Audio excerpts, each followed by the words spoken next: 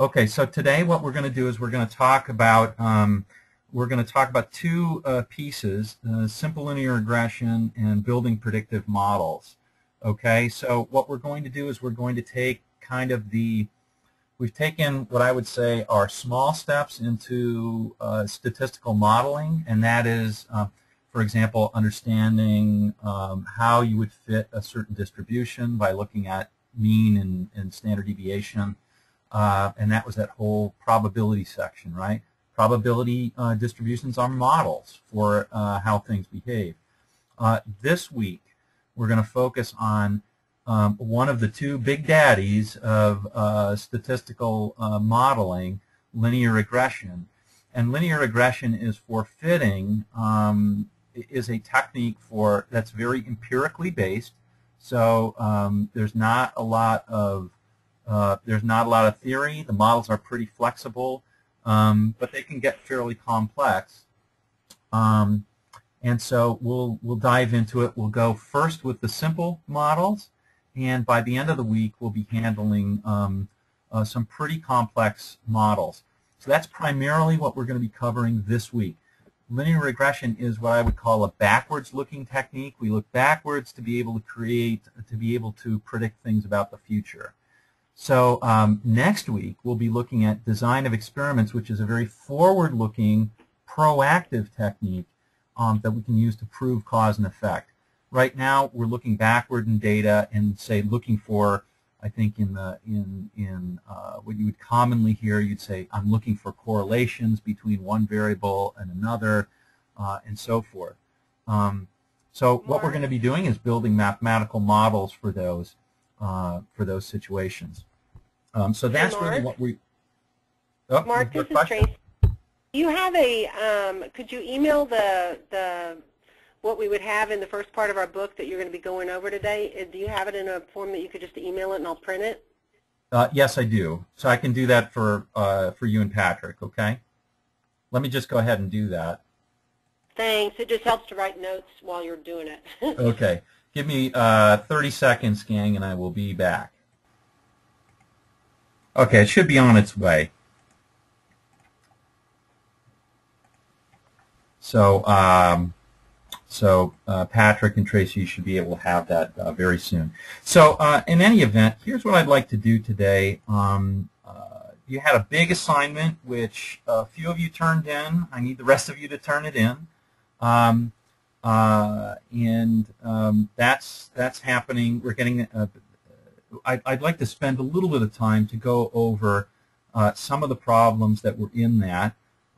It appeared to me that it generated a lot of very good discussion with people, and that it pressed a lot of the buttons, because the people that I did get some things with struggled a little bit on articulating some of the concepts that were in there, and that's necessary for you to do and for you to work out on your own. So that's a good sign. We'll go through a couple of those and point out some of the ahas. But before I do, I want to ask, are there any questions that you have about what we covered in the last lecture, which I believe we covered team tools and the very basics of hypothesis testing?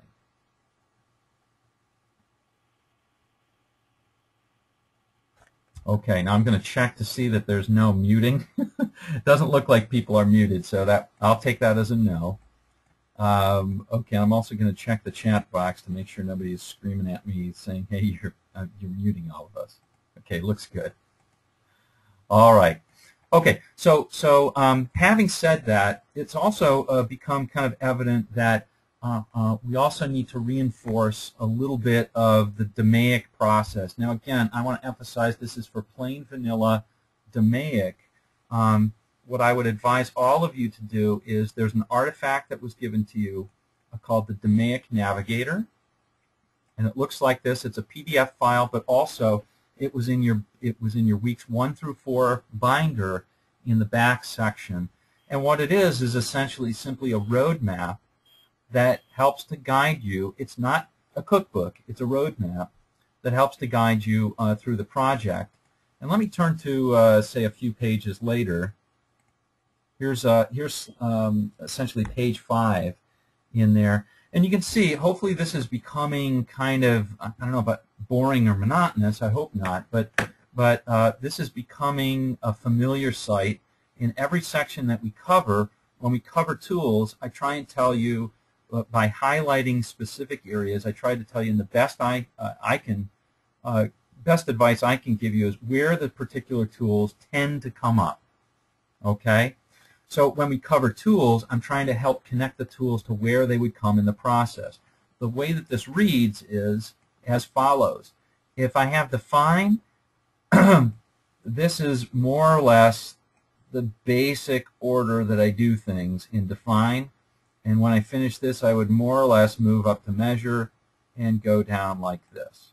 Okay? Now, having said that, there's certainly some iterative process in DMAIC that we have to go through, and nothing, and I mean is nothing beats a very good project plan, a very specific one.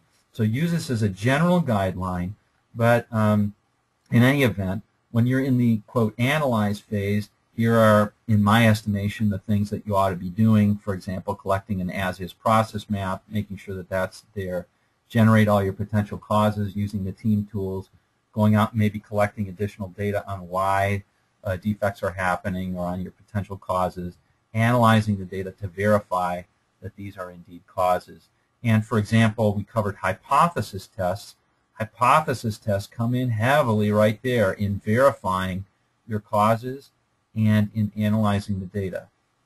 Okay, so that's two places where they come in, but they also come in heavily in evaluating your improvements to see if your changes that you made to your process are statistically real.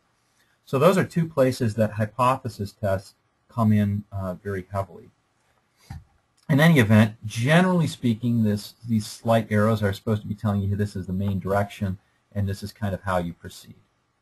Okay, on subsequent pages, there's a drill down into each of these, and on the left-hand side are what I would call the deliverables in any project, and for most projects are pretty non-negotiable. In most projects, you really do need to make a business case for all your projects, whatever that business case is. If it's an English statement, or if it's a spreadsheet with dollar figures, or if it's both. You need to have something in there. You need to link to customers, etc. On the right-hand side are the tools that you might use to be able to help you make the business case. For example, a problem statement, a goal statement, cost per quality are all tools that can help you make the business case. They may all be necessary, or only some of them may be necessary. And so forth. Here are the tools and the deliverables in measure, and so forth. Now, I don't make the claim that this navigator is an absolutely complete list of all the tools. So feel free to add into it when you find something that's helpful. Okay. So anyway, hopefully that'll help you navigate when you're going through a section. Then, and let me show you in regression, which is the one that we're going to cover today, how that works. So you'll notice, for example, here's where I'm saying simple linear regression in a DMAIC project is going to play heavily, certainly in analyzing the data and often in generating potential solutions. But there are certainly other places where it could apply. Okay? So hopefully that'll give you some idea of where all the things are and how they're all connected. One last thing I want to make sure that I point out to you is that in the back end, starting at page 11, is a combination checklist and prep question. And the way that it works is on the left-hand side, I kind of think that these are questions that you ought to at least consider. If the answer is no to any of these questions, then it ought to give you pause. That doesn't mean that you have to answer it, but it might mean that you do. So, for example, in define, if you don't have coming out of define a clear and realistic goal, that really ought to give you pause. Now, it might not be 100% clear. It might not be 100% scoped out. But as long as you're, say, 80% there, maybe that's a good thing to consider, and so forth. Our project has clear sponsorship. I've had projects where, or I've mentored in projects where a sponsorship wasn't even clear. It wasn't even clear that it was going to really happen, and they're moving forward. Doesn't make a lot of sense to do that. Okay, and then on the right-hand side are things that you better be prepared for if you do a toll gate. So if you're running a toll gate and you get the question, what are you measuring, or do you feel that key stakeholders are identified, or a question like, has this problem been solved before? And you don't have a good answer for that. Well, you ought to. Okay. So, oops, is there a question? I just ignore that. Yeah. Okay, that's where I was. Okay. Okay. So hopefully you can use this as a tool, as a guide, don't be a slave to this. Don't be a slave to these rules in here, but use it as a guide to help you. Okay. Okay, I just want to make sure I wasn't missing anything in the chat room or something like that. Okay, again, it looks like everybody has their mutes off. Okay, great. So I wanted to make sure we covered that briefly. All right, so let's see. So let's take a moment to, first of all, are there any questions on the DMAIC Navigator, how to use it, what the different sections are? Okay. I think you would do well to go through that, even if it's a quick, 15 minutes or 5 minutes, take a look at it. I think it'll help. Okay, and I see I've missed a parenthesis at the end. Okay, I'd like to take a little bit of time talking about assignment number 3, and I'd like to talk a little bit about the additional problems. So at the moment, I'll just open up any sort of discussion. Are there any questions or comments that you'd like to make in a general sense about the additional problems? Those were really the ones I wanted you to really give a good try to. I think that was mostly black belts, so I'll leave it at that. Okay, let's take a moment, and I'd like to go through them then. And I'll go through them pretty quickly. By the way, you will be getting another assignment later today. It won't be as extensive as this one was, but it'll contain a number of questions and problems.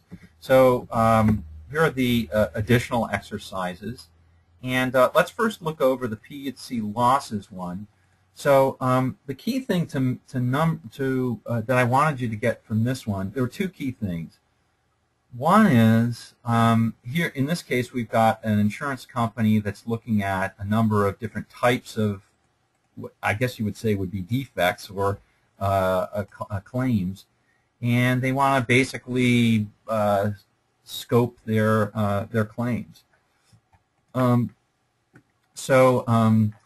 The first thing that you ought to notice is that if you just do it by the number of claims, well, the first thing that you ought to notice is you don't have raw data here. So when you don't have raw data, you can't simply pop this into Excel stats. Excel stats needs raw data to work, and we don't have raw data. We have summarized data, right? We don't have the individual records with fire and how much the loss per occurrence was. Okay? So probably the easiest way to do this would be to just analyze it directly in Excel. If you want to, you can use the Pareto in Excel stats, or you can use a Pareto in Minitab, but you don't have to. I think you could just do it right in Excel stats. It's already a table. You can organize the table. You can make a bar chart if you wish. But the first thing you should notice is that we have number of occurrence, but we also have dollars per occurrence, and you might want to combine those two to make a combined Pareto, which would be essentially the multiplier of these two, or the product of these two.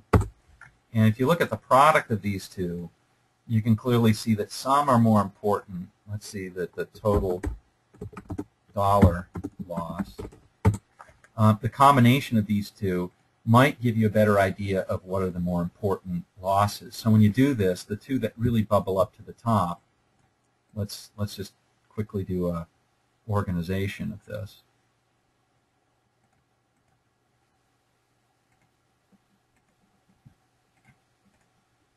If we organize that, the two that really come up to the top are mold and fire. Okay, water damage. Even though there are many instances of water damage, they're fairly low dollar amounts, so they come out lower on the scale. So if I were looking at this on my project, I would probably say, hey, look, we really need to do something about the mold. We really need to be looking at fire damages. And I would also probably put in water damage too, because there are many claims there. So those would sort of be my top three that I'd be looking at it. But both of these Pareto looks are important.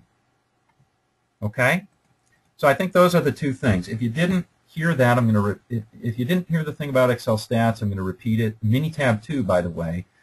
That Minitab and Excel stats, they like raw data, they don't like summarized data. If the data are already summarized, simply use the summaries.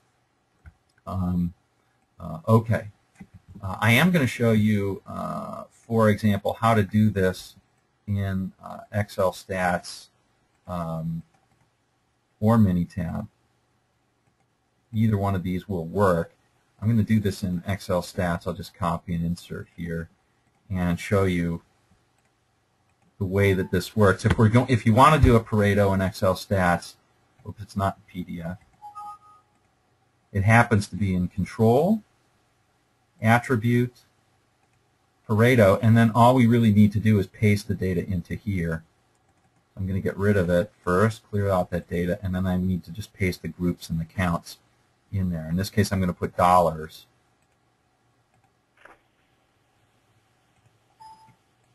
I'll just copy that in. You don't have to. Order it first. Excel stats will do that for you. Hey, Mark. Excuse Yes. me. Do you have to do something to get me into GoToMeeting? Go into GoToMeeting? No, you have to do something. You have to click on the link, and it'll take you there. It says waiting for organizer. Is that you? Okay. Well, Jim, if you do the following, if you open up your browser, whatever your web browser is, use Internet Explorer, right? Yep. Okay. And I need you to type in the following. Type in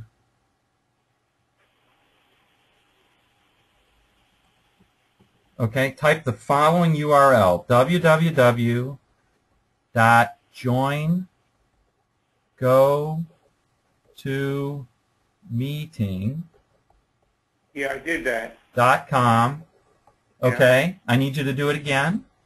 Okay. All right. And I need you to type in the following. When you get there, you'll have a box that says type in the following meeting ID. The meeting ID is 795. Hold on a second. 583. 583. Yep. 982. Let me see. 982. Yep, that's the meeting. I'll try it again. That's the meeting that we're all in. Okay. Thanks. Okay, good luck. I'll keep looking for you.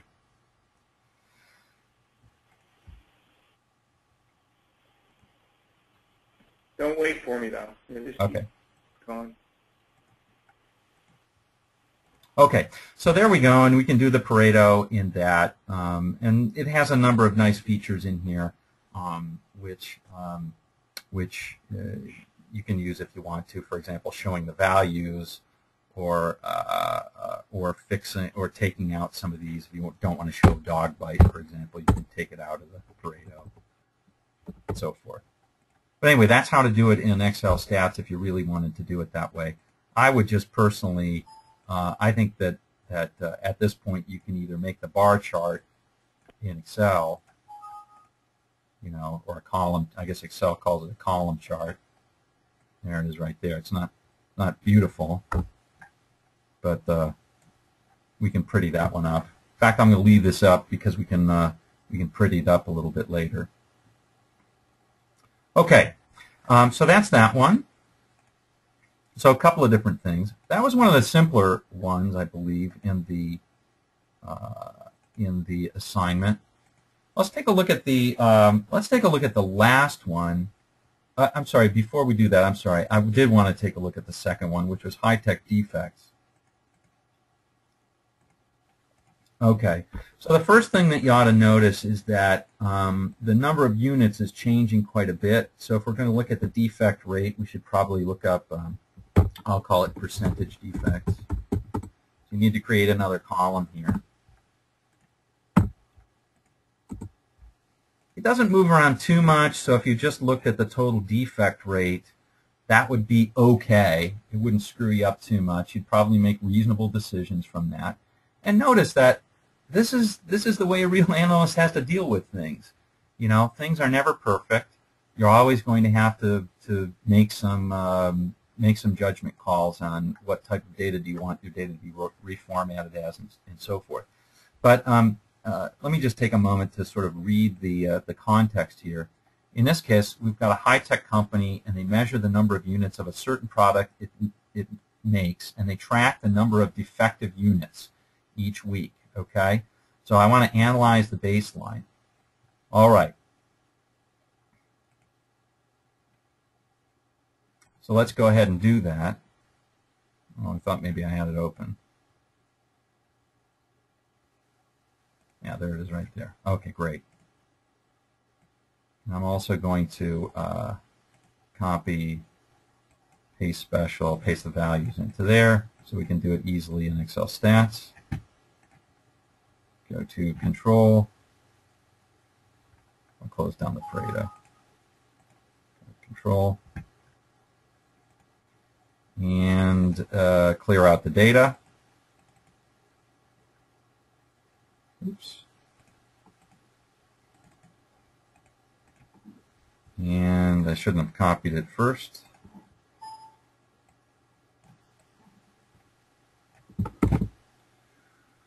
There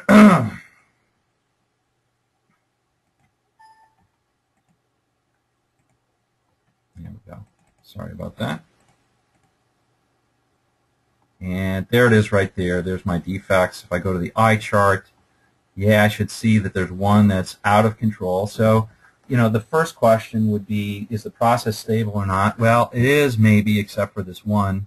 We definitely ought to look at that and see if there are any special causes in week 8 that helped or that caused us issues there. So you should definitely look into that particular data point.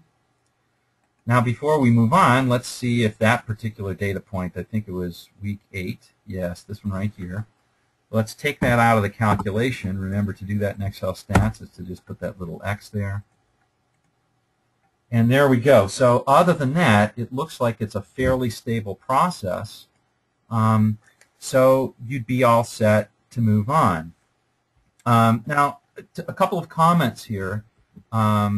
Notice I just did stability. We're going to comment on capability in just a moment. Or we're going to ask you on that in just a moment. But before I do, you know, some people I think would quite rightly say, well, hey, wait a second. If you're going to show this in a meeting or something like that, how could we have a negative defect rate? So what happens with that lower line? Well, in Excel Stats, probably the best way to do that is just to fix that at 0. If that doesn't bother you, it's okay. But in this case, we don't have really a lower control limit. We only have an upper control limit. Our process isn't tight enough to have a lower control limit. And you know what? The natural one is 0 anyway. You can't really do any better than that. So if you want to fix that, you want to put it at 0, go ahead and do that. You can just fix that in Excel Stats that way. All right. One last comment that I would have, and that is, if you're wondering about the capability, I guess maybe I'll just give people a few seconds and think about it. For those of you who did this one, how did you report the capability of this process? One of you commented that we don't have any specs.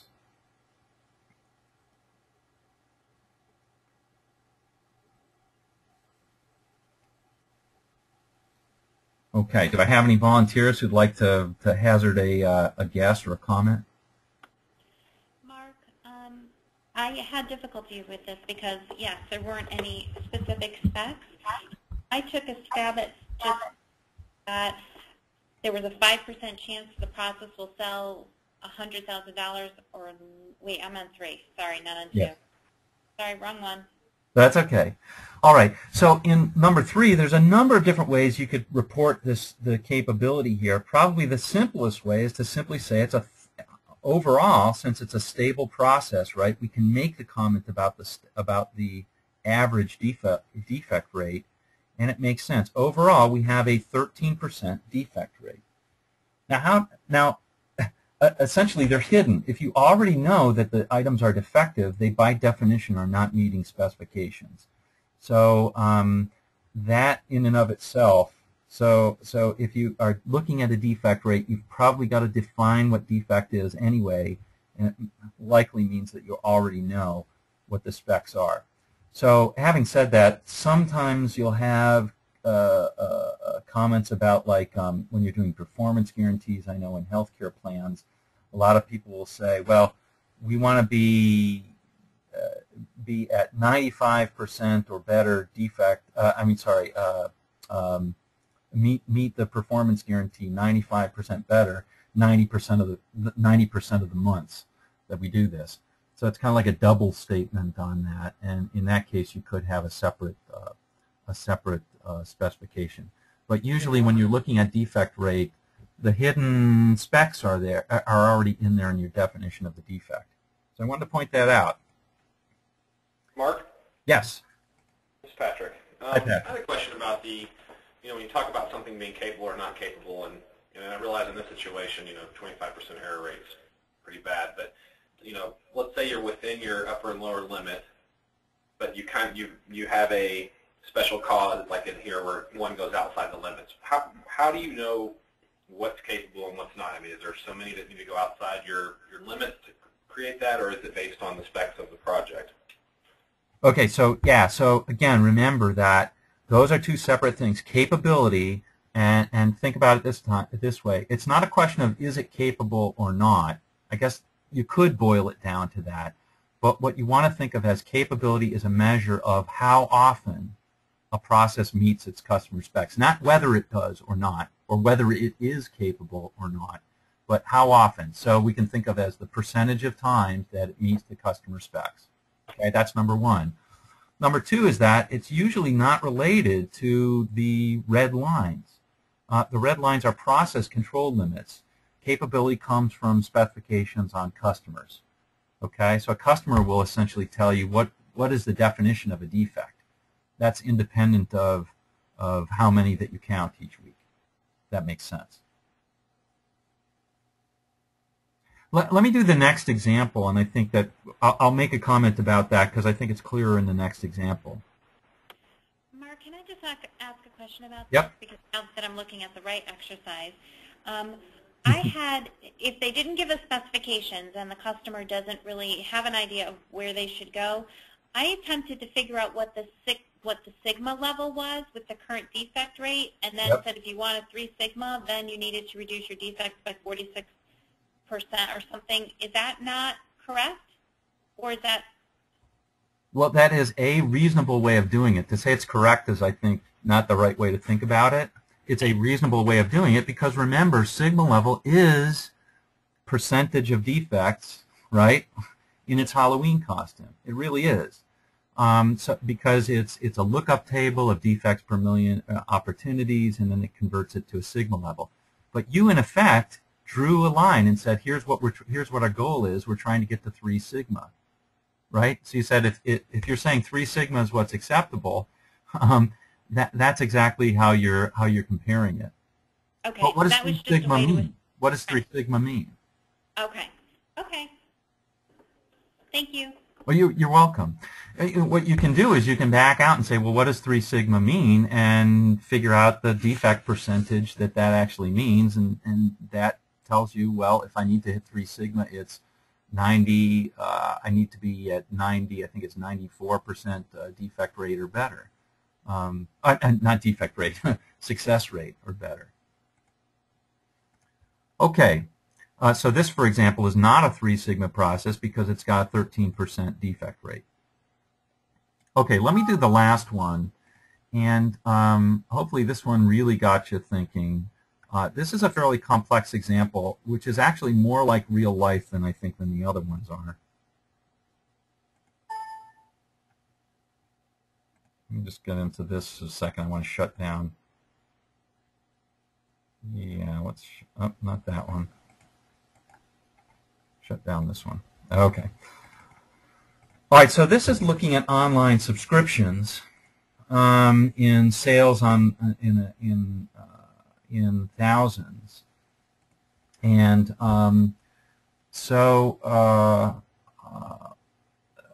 in this case, we've got a company that's looking at subscription sales. They're a high-tech company, maybe they're Netflix or something like this, and they're looking at what's going on. And you can imagine that you're on a project.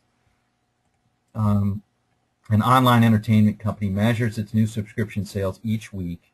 I want to assess the process baseline. You can imagine that you're on a project to maybe increase the sales subscriptions or do something, right? There must be some sort of thing here. So now we actually have some process data. We've collected it over months, and we want to collect it, and we want to say, here's what our baseline is before we start doing anything. So let's take a look at what that looks like. Now, normally I'd put this on a control chart. I'm going to kill 2 birds with 1 stone. And I'm just going to, instead of doing that, I'm just going to look at it on a line chart, on a time series plot in Excel. You know what? No, I'm not. I'm going to do that in a little bit. Sorry about that, folks.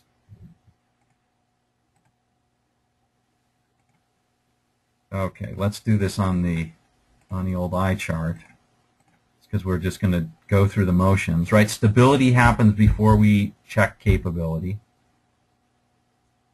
especially if we have data. Okay, let's copy it, get it into Excel statistics control sheet.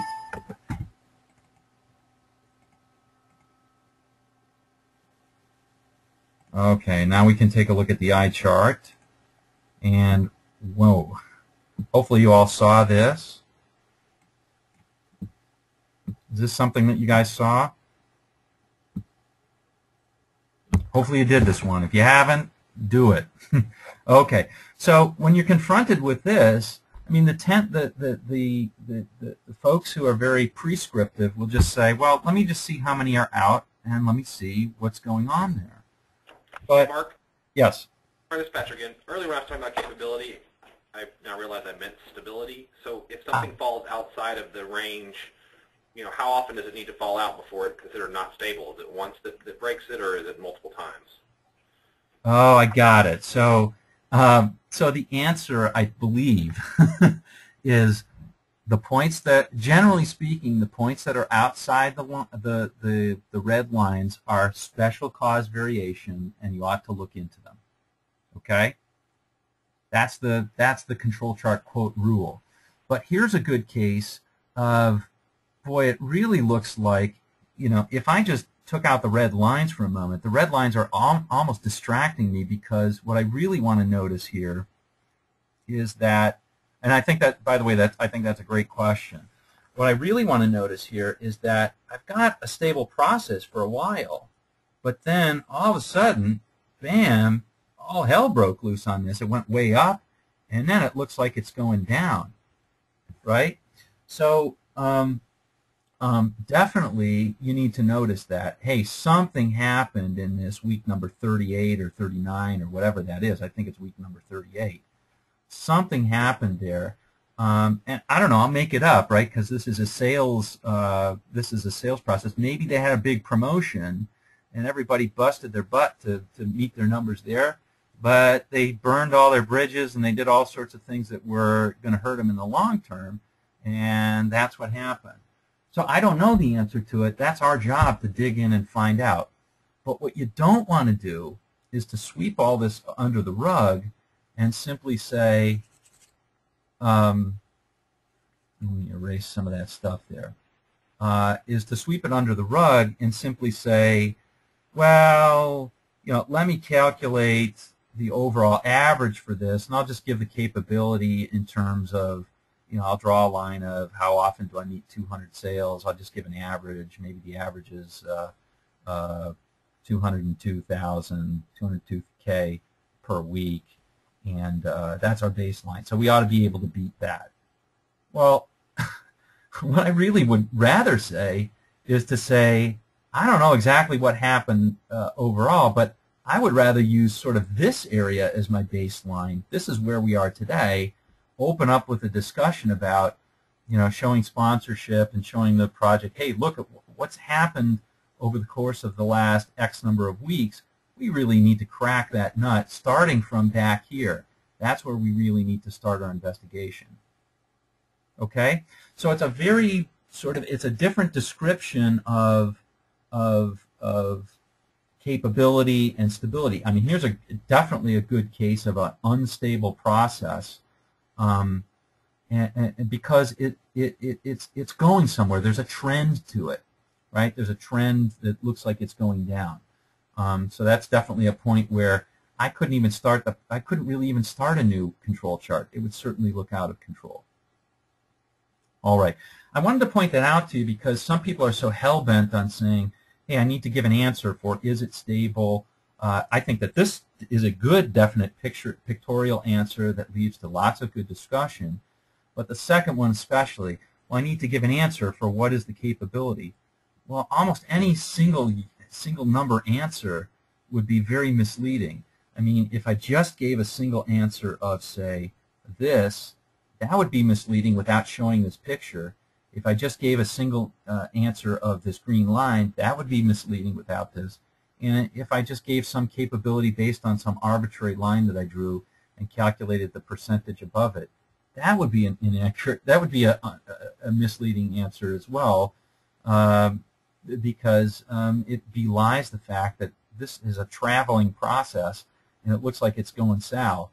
Doesn't give the urgency to it that it really needs. Okay. So I don't know.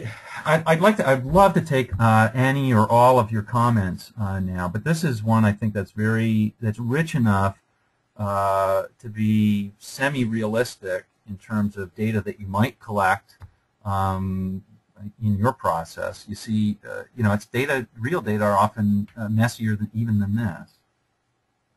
So does anybody have any comments on how one would go about assessing the baseline in a situation like this, or any other observations that you made?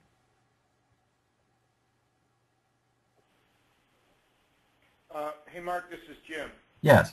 I think I would look for something that was just, I mean, this is so, as you say, rich.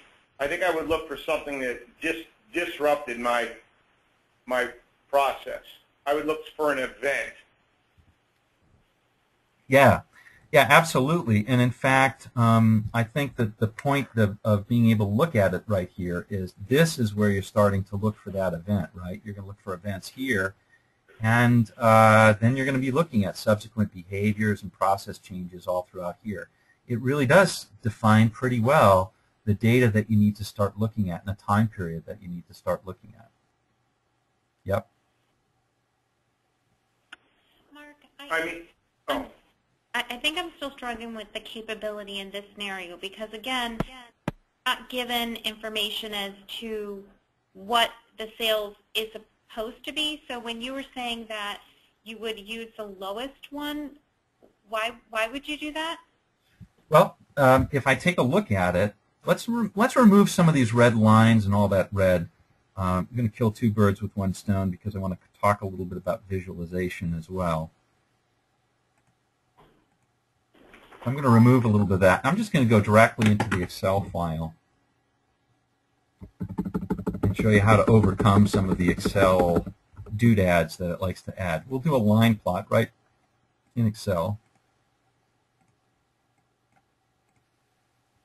Okay, there we go. So this is what Excel gives you, or used to. If you have 2007, it does a little bit better, not a heck of a lot. Let's clean this up so we can see some of the more of the patterns.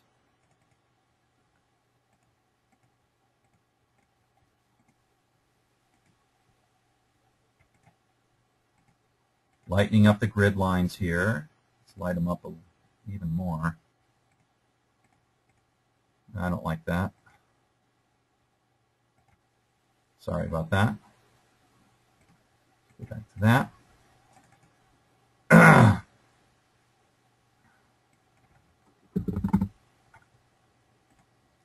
Don't need quite as many grid lines. Let's also change the font. Remove that, and let's yes, change the font on that. Change off the auto scale, and let's put oh, I don't know, 15.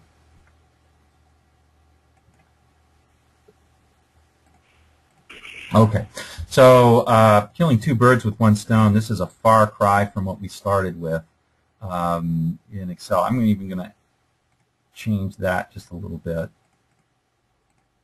Okay, so so now we can see the data a little bit here. Move this over here. One last thing I want to do is change the auto scale. I hate the auto scaling because if we leave the auto scaling on, in fact I will for just a moment, you see what happens when you shrink down an Excel plot. So it's, you can look at that, it got to like 0. So anyway, these are just sort of little tricks I've learned in order to make the data pop out a little bit more. Let's take a look at this. So why would I use the capability? Why would I say that if I were going to say what are we really up against and where is our improvement? I would say, look, if we're to evaluate how well we do on this project, and this isn't just a question of I want this to happen, but I certainly do want it to happen this way. I don't want to be evaluated on the overall average. I want to acknowledge to everybody, look, we're here. We're not here. Look at this. Does everybody see that? I see that. I see there's a trend right there.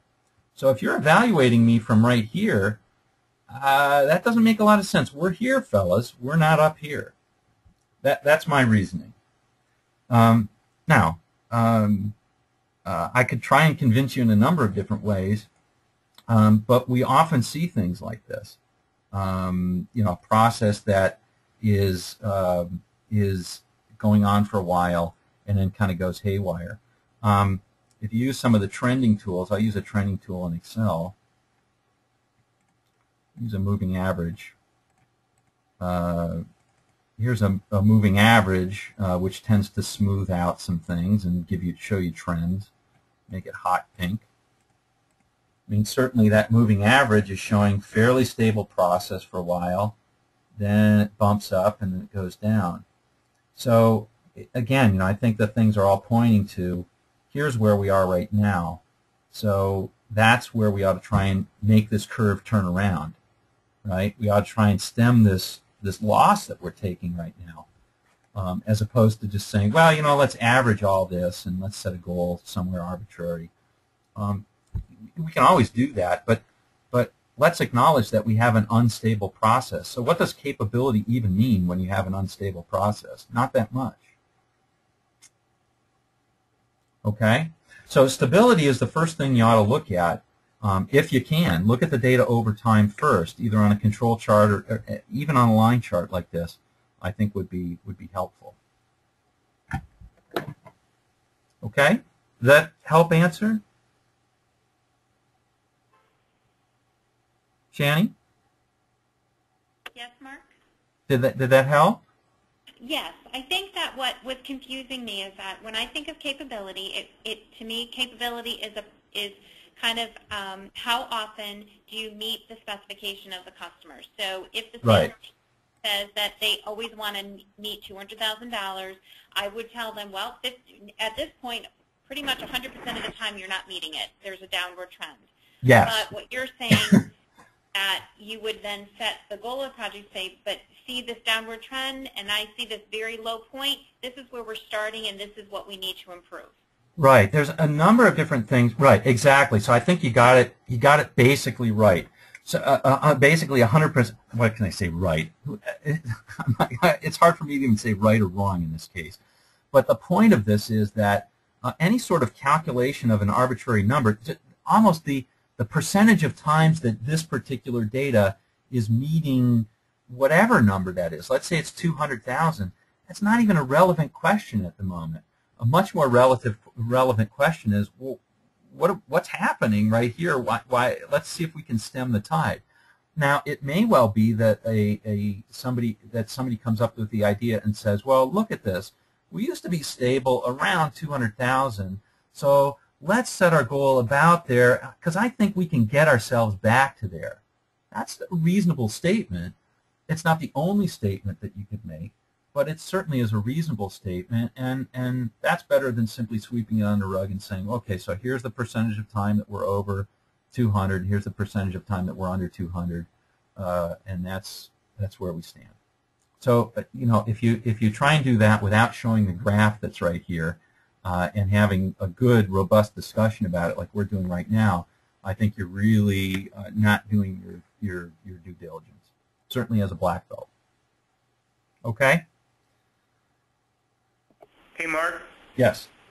What about the decision of, okay, let's just see if this thing you made a move somewhere, and let's just see if this thing stabilizes on its own.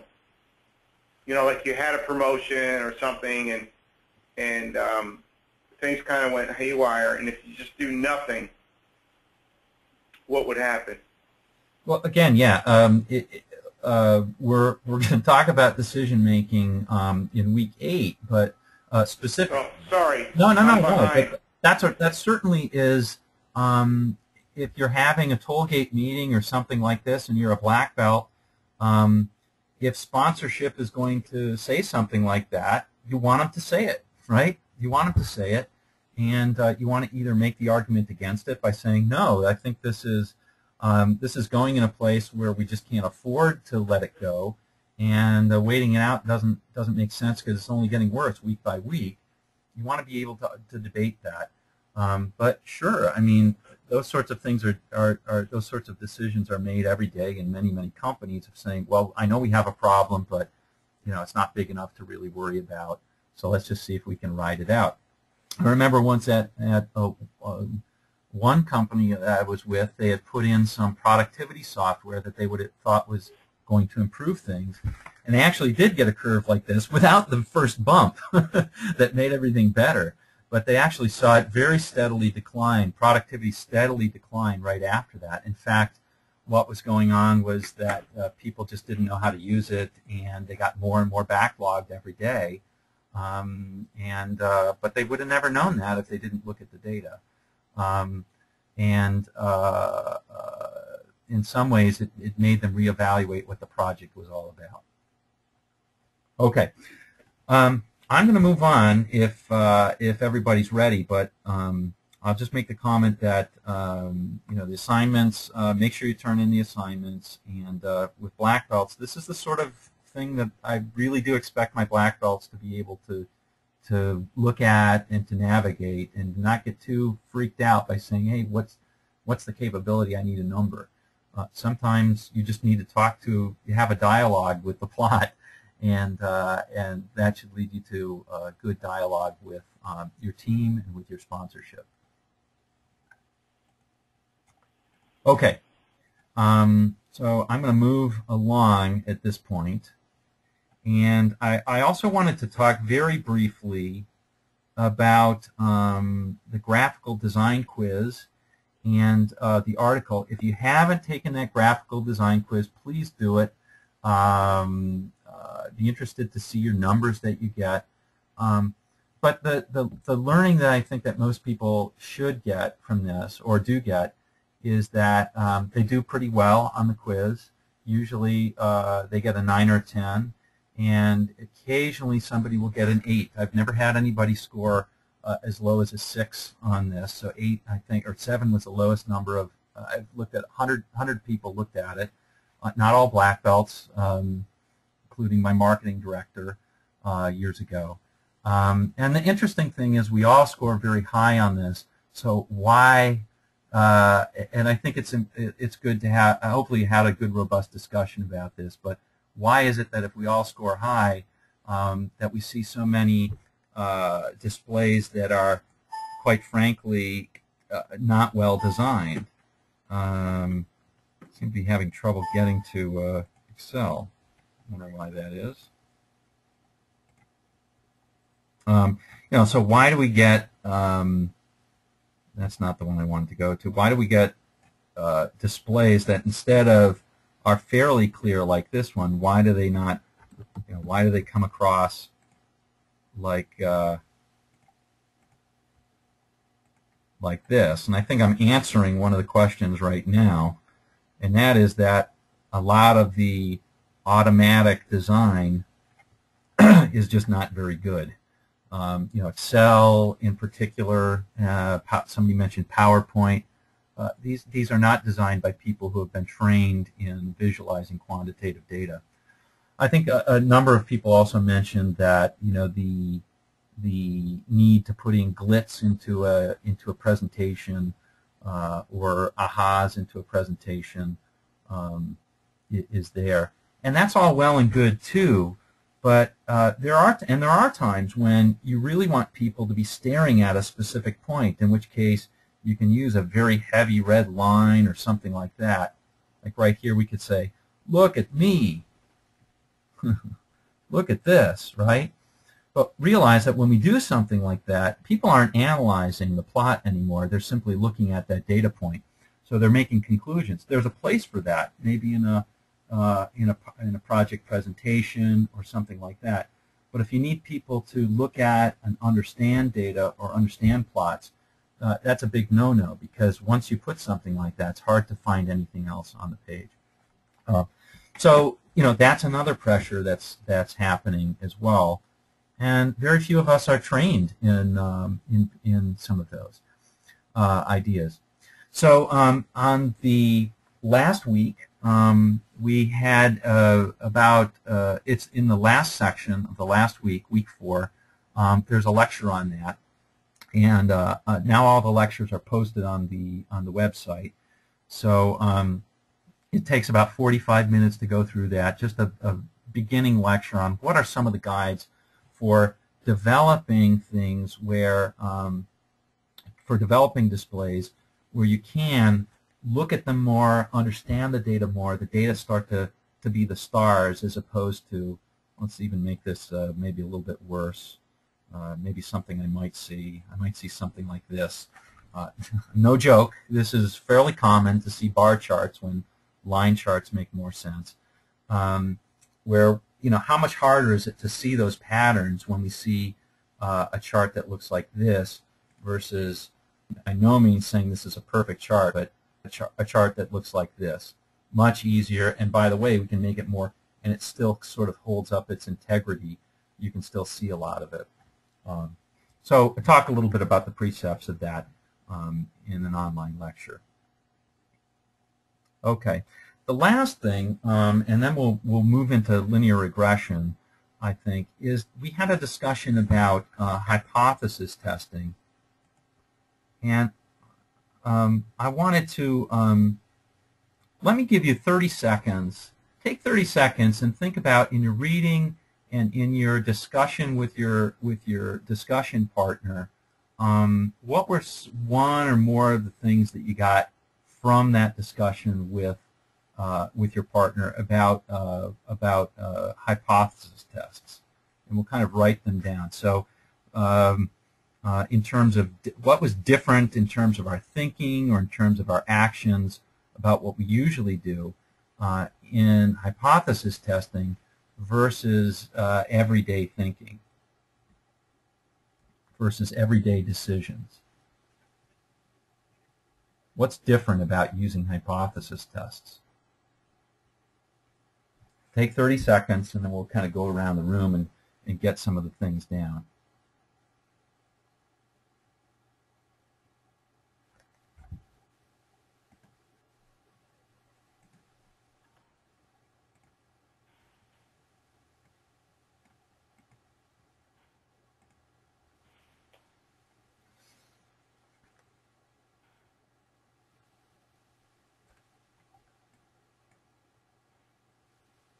Okay, so let's start with Brad.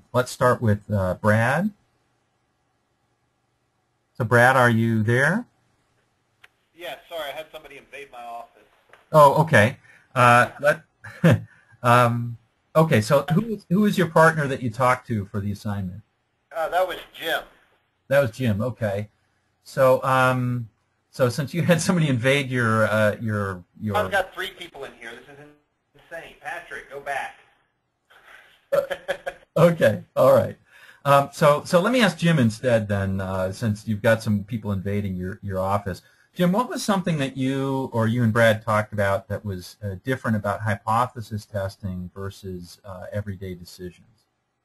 Well, and this is something that makes me think about a question I asked you a long time ago, Mark, and that is, you know, everything in statistics assumes the negative.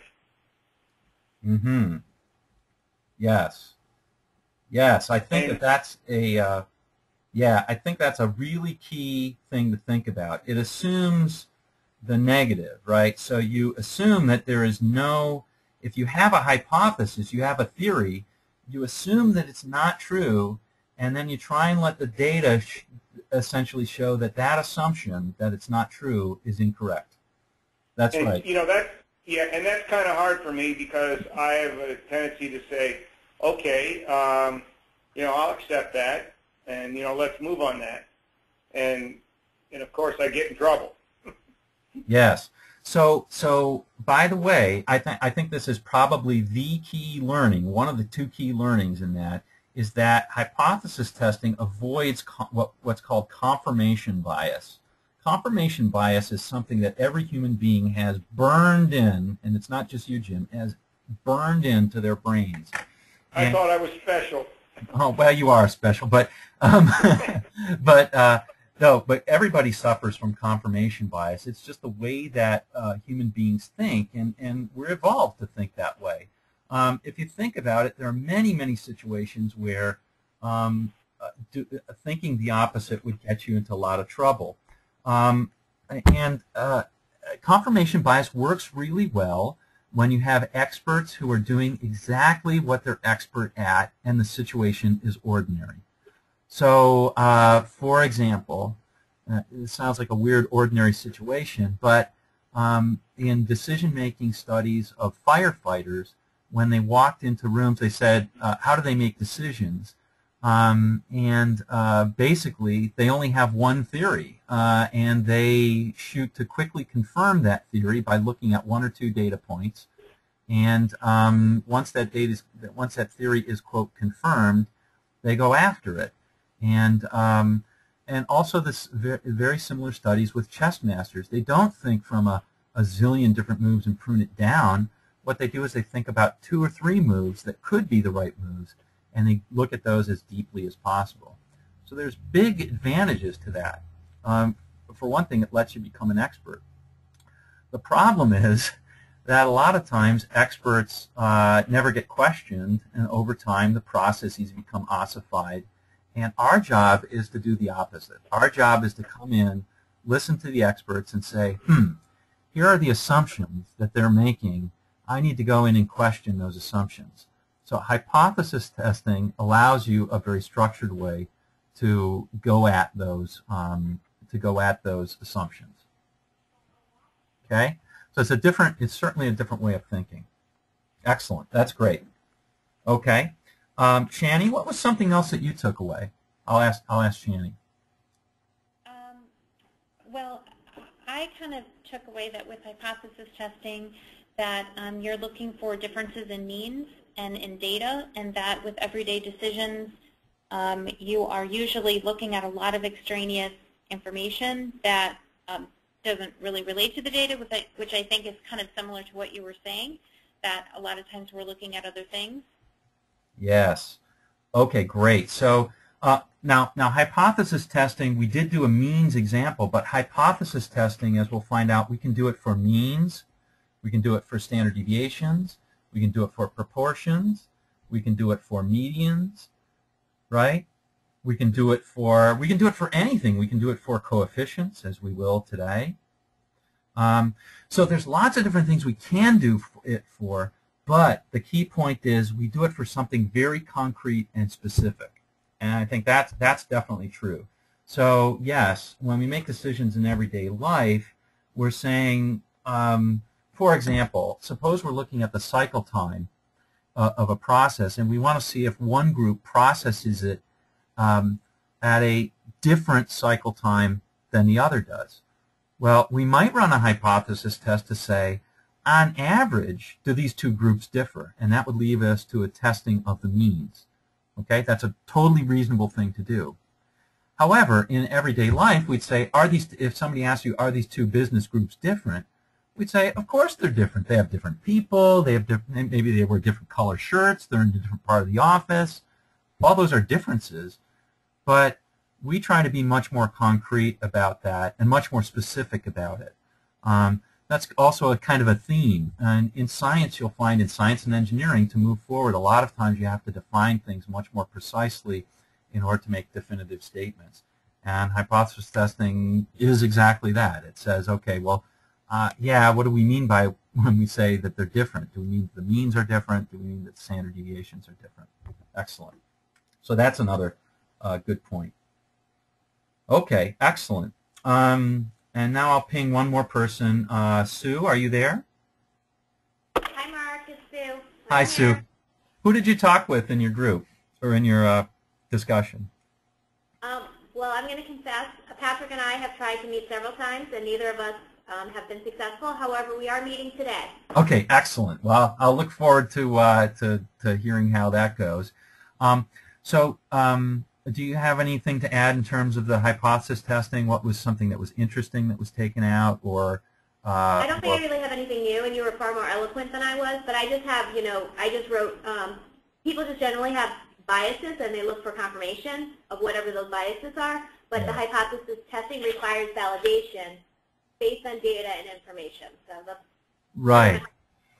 Right. So there's a couple of maybe phrases that you can remember from hypothesis testing, and that is innocent until proven guilty. If you remember that, that you'll do well. By the way, there's a recording of just the hypothesis testing section, so if you want to, you can go ahead and listen to that post. And that means we assume that the null is true until we disprove it, which tends to prove the alternative hypothesis. So innocent until proven guilty is one. And you might just say, is what we see real? See real, which means in our language maybe statistically significant.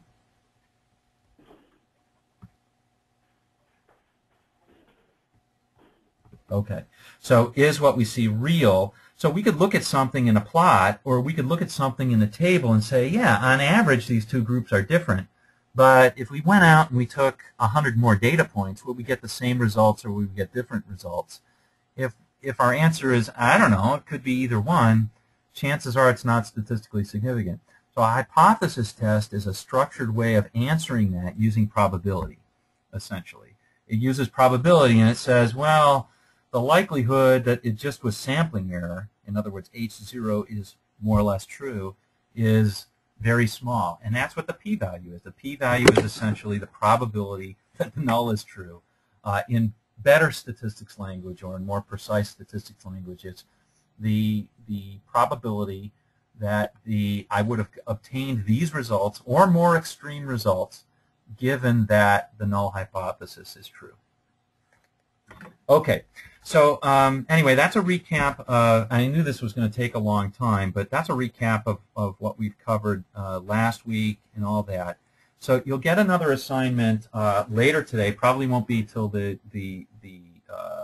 till after work, but you'll have another week to put into it. This will be a shorter assignment, so a little bit of a breather on the last one, and we'll move forward. But do finish it up, turn it in, and if you have any questions, please don't hesitate to ask. Makes more sense than, and might make more sense to give me a call. because sometimes putting a complicated question in an email requires a long time for the language and also a long time for the response. All right, so we are now going to, boy, that was a long introduction, but we're going to go into simple linear regression. Thank goodness it's, quote, simple, which is the first and probably the most important section in the book in week 5. Week 5 is mostly about linear regression. And by simple linear regression, all we're really talking about, I want to be clear on this, is if I have, let's do the simplest case. I have a y that's a number, and I have an x that's also a number. Okay, that's the case that we're going to work in. We're not going to work in any other cases right now. Later we'll work in different types of cases, how we do regression for that.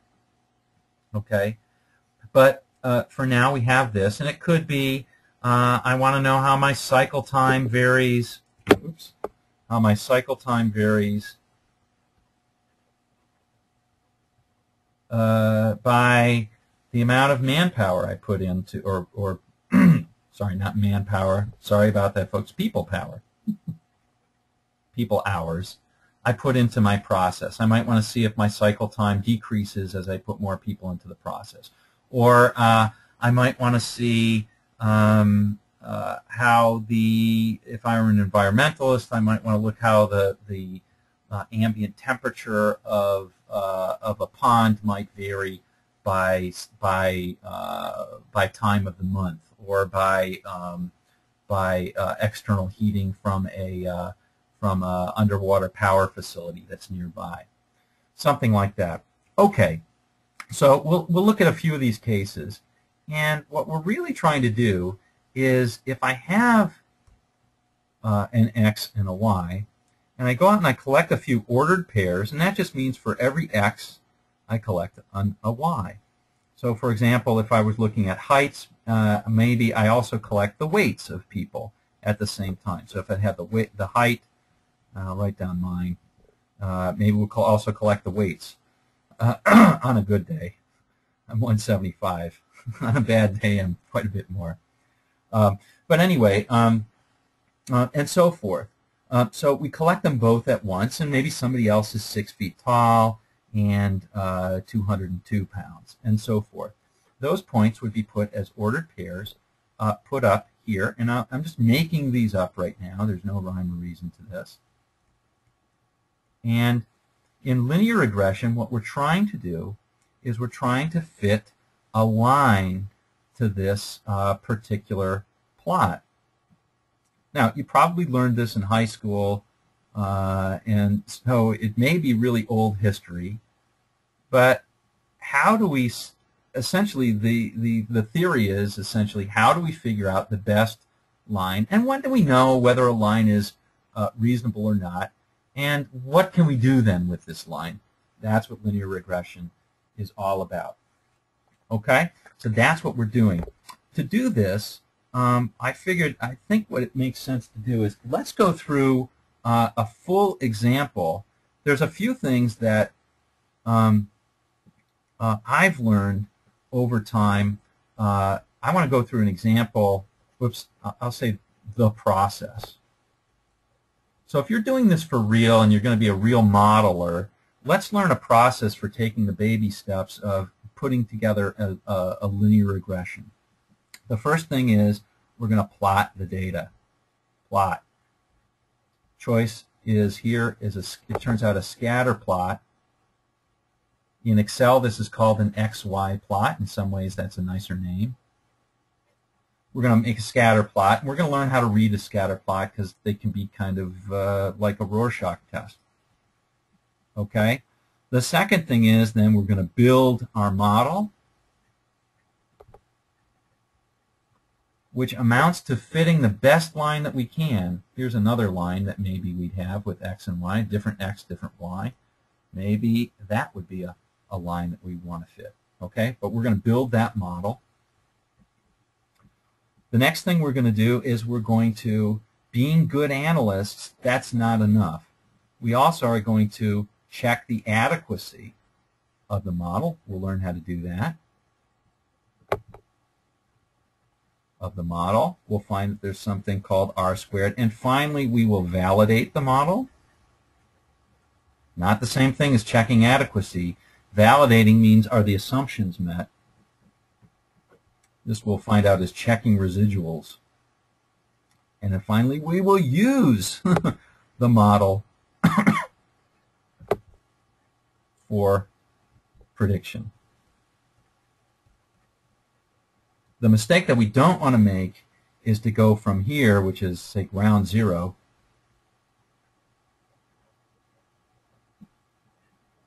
to here directly, okay? Because if you go from here to here directly, you often make big, big, bad mistakes.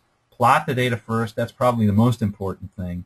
And then we'll go ahead and build the model, validate it, check adequacy, and do all that. You'll find that if you do this, it doesn't really take all that much more time to do this, but you'll often catch yourself on fitting some things that could be problematic. So let's take a look at this through an example. And the example that I want to do is the one that's actually on the file that's in your book, and then we'll go through step by step and actually do it in a little more detail. I'm going to close this down, and this down, and this down. Okay, but not this. And this down. Okay. And we'll do this first one in Excel Stats, but there's Minitab throughout, so you should feel free to be able to do Minitab. This is the example of can we predict speed? I'm sorry, can we predict gas mileage by the speed with which I'm driving a certain car? So in this case, what we did was we took a no, not that. That's not where I want to be. There we go. Look at me. Okay. Of you. What we did was we took a car, specific car, we gave it out to different people, had them run on a test track, and we checked gas mileage as a function of the speed that they drove the car. And the question is, can we use speed, x, as a driver of gas mileage, which is our y? You'll notice that this is a num, and this is a num. Okay? So let's go through the motions, build a model, and then see if we can use it for prediction. Okay? So as I said, the first thing we ought to do is to start out with a scatter plot. So let's go ahead and do that. Luckily in Excel Stats, it's just a question of choosing the right analysis, which is 2num. Okay, and here we go. Here's our scatter plot right here. Now, you may need to change the scale, which is fine. I'm going to go ahead and change the scale. All right, so the first thing that we ought to note is when we look at a scatter plot is there's no outliers, and we'll look at sort of the form of the scatter plot. In this case, it looks to me as if it's kind of a line that goes from high to low. So I'm going to just draw that in. My guess is that the rest of you see this as well. I'm just going to draw that in. That's kind of the line that I would draw if I were going to say what's the best fit to the data. That's kind of what it looks like to me. And I would also note that it looks pretty strong. The points look pretty tight around there. That's good. That makes it easy for us to predict. Okay. And I've also noticed that the direction is down, not up. It has a negative slope, not a positive slope. Those are all things that you can notice from the scatter plot. All right, that's what I notice on here. Now, because it has a pretty tight line, I can go ahead and do a linear regression. That's cool. So I'm going to go ahead and do that. I'm going to go ahead and build the model. It's pretty straightforward. Oh yeah, I want to get rid of the control spreadsheet. Oh, that's what the problem is. Okay, so I'm going to go ahead and build the model. In Excel Stats, it's just a question of clicking on the very next tab, Correlation and Linear Regression. And bam, there it is. Here's the model that I built. pretty easy. Now, we're actually going to check something in order to build the model, and that is this right here. We're going to check two coefficients. We're going to check the p-value for the slope is equal to 0 versus it's not equal to 0. So I need to choose the right alternative. That's a very small p-value, right? Which means that the null must go, whatever that is. We'll talk about what that null is in just a second. And then over here, that's also pretty slow, or pretty low. What that amounts to is that the slope and the constant need to be in there, and that it's a significant fit of the model. Now, it's a weird hypothesis test, but the way that we interpret it is as follows. Let me get rid of that again. The way that we interpret it is as follows. The slope right here is significant, so we're going to keep the slope, and the constant is significant, so we keep the constant. So our model is we keep this term and we keep this term in our model. That's the test that we just ran.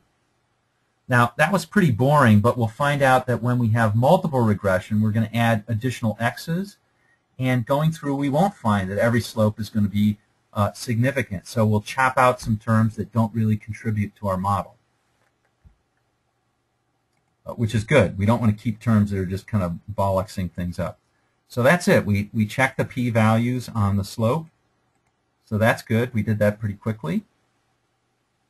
Let's move on to the third piece, which is evaluating the adequacy of the model.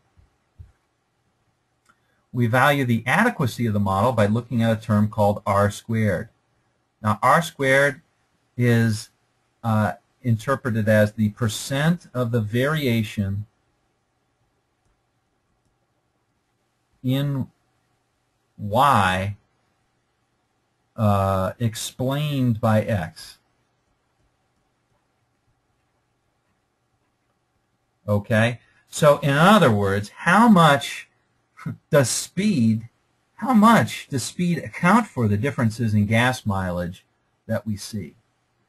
And this high r squared, it turns out that this can be between 0 and 1, or 0 and 100%, depending. Some programs give, I think Excel gives a percent, puts this in a percentage. That's fine.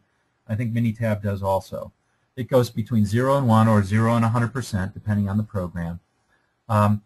What percent of the variation of y is explained by x? This says 94% basically of the variation in gas mileage can be explained by how fast we drive this car. That's very, very high. That's very, very high. So that shows that this is a very, very adequate model. So now let's go ahead and look at, so we looked at the p-values for the slope and the constant. We looked at the r squared. The last thing we'll do is we'll look at what are called the residuals. We want to evaluate the adequacy, or we want to validate the model. I'll show you how to do that. As soon as I can take off that. There we go. In Excel Stats, it's looking at residuals analysis. We do the we validate the model by looking at the residuals. And here, what we do is we want to see that, for example, that the residuals are more or less normal, which certainly looks like they are, and that we don't see any clear patterns when we look at the residual versus predicted value. And here, again, to me, there's no real clear patterns that are coming out. In the book, I talk about what's called the 5-second rule that I use. It's kind of like dropping a cookie on the floor. If you don't see a real pattern coming out, then there's nothing that's really violated, and your model is reasonably valid to go ahead and move on. Okay? And that's it. So now we've done all of the first three things, and we've done it pretty quickly. Let's do the last thing, which is actually go ahead and use the fit to make model predictions. And essentially, it's simply plugging in speed and getting a gas mileage that comes out, because now we have an equation, a functional equation. So if I want to know, for example, what speed, if I drove 60 miles an hour, what gas mileage would I get in this car? What would be my prediction? I can actually come down here and do that. In Excel Stats, I type it here. And this tells me that let me remove some decimal points. Makes it hard to read. Right? There we go. That's a little easier to read.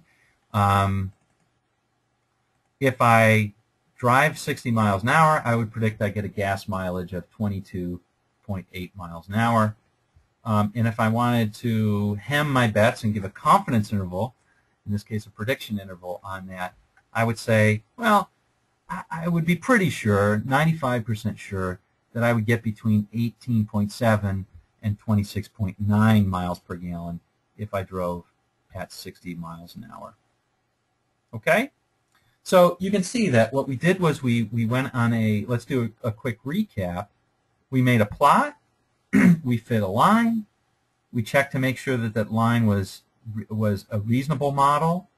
We checked the adequacy by looking at the R-squared. We checked whether it met the assumptions by clicking on the residuals. And once we were satisfied with that, we went on and we made predictions. So I could predict, for example, what would happen if I drove 50 miles an hour, or what would happen if I drove 45. Okay? And it just gives me different gas mileages that the model would predict. Now that I know it's a good model, I can go ahead and use it for prediction. Okay? So hopefully that made sense to everybody. And in the book, we give a lot of gory details on all the rest of that. I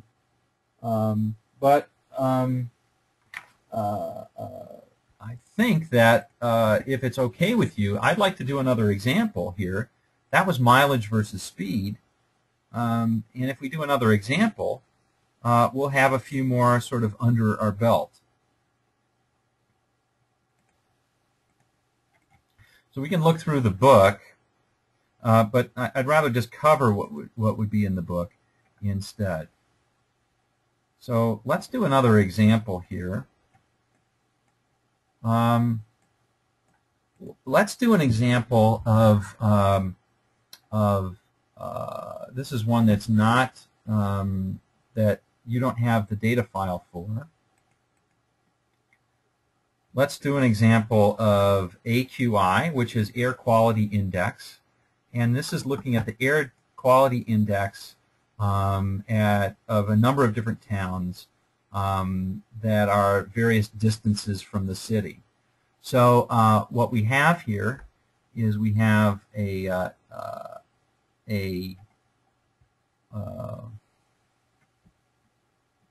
let's see. Oh, I see. I must have deleted it. There we go.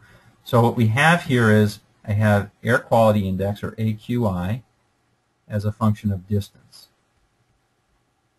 And I want to see if I can build a model. Looks like this is a num, and this is a num. I want to see if I can build a model that helps me predict what my air quality index would be given the distance. Or I could predict for different distance. Let's say I wanted to move a facility, or I wanted to move my family. And I might want to say, well, where should I move my family in terms of how far away from the city should I be if there's, say, a chemical plant there to get good quality air. Let's take a look at that and see if we can make some predictions. Okay, so as I said, the first step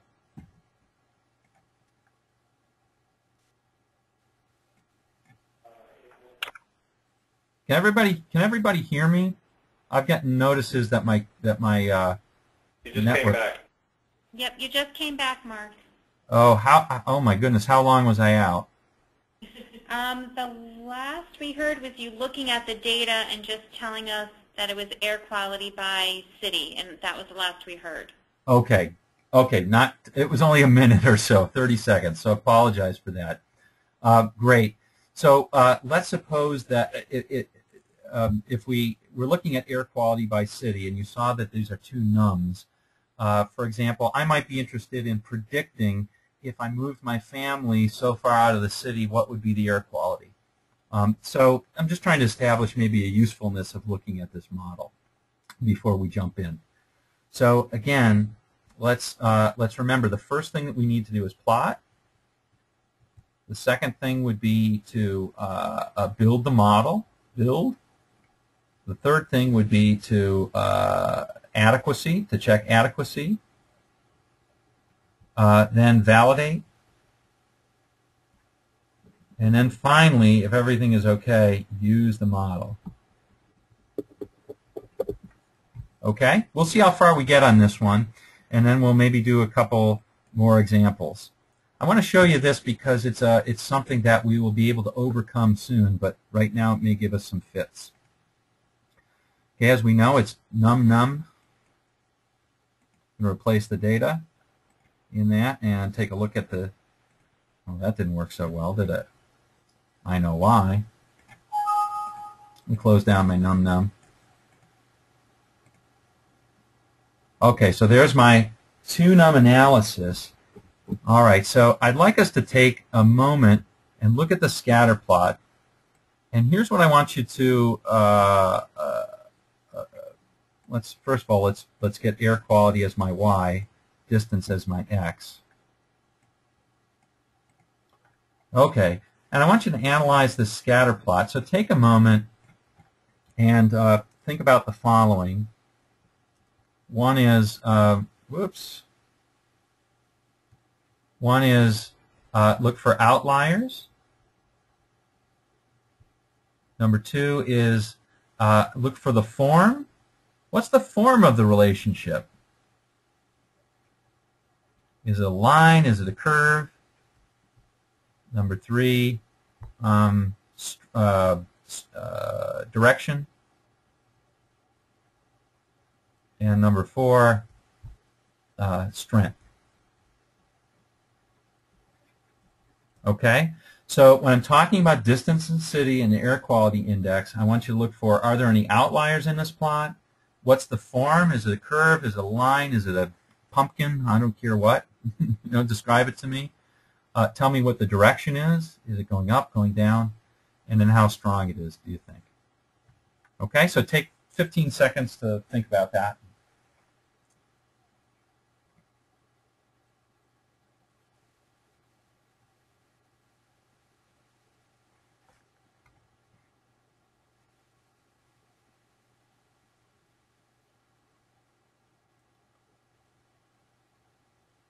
Okay, I'm going to ask for a volunteer now.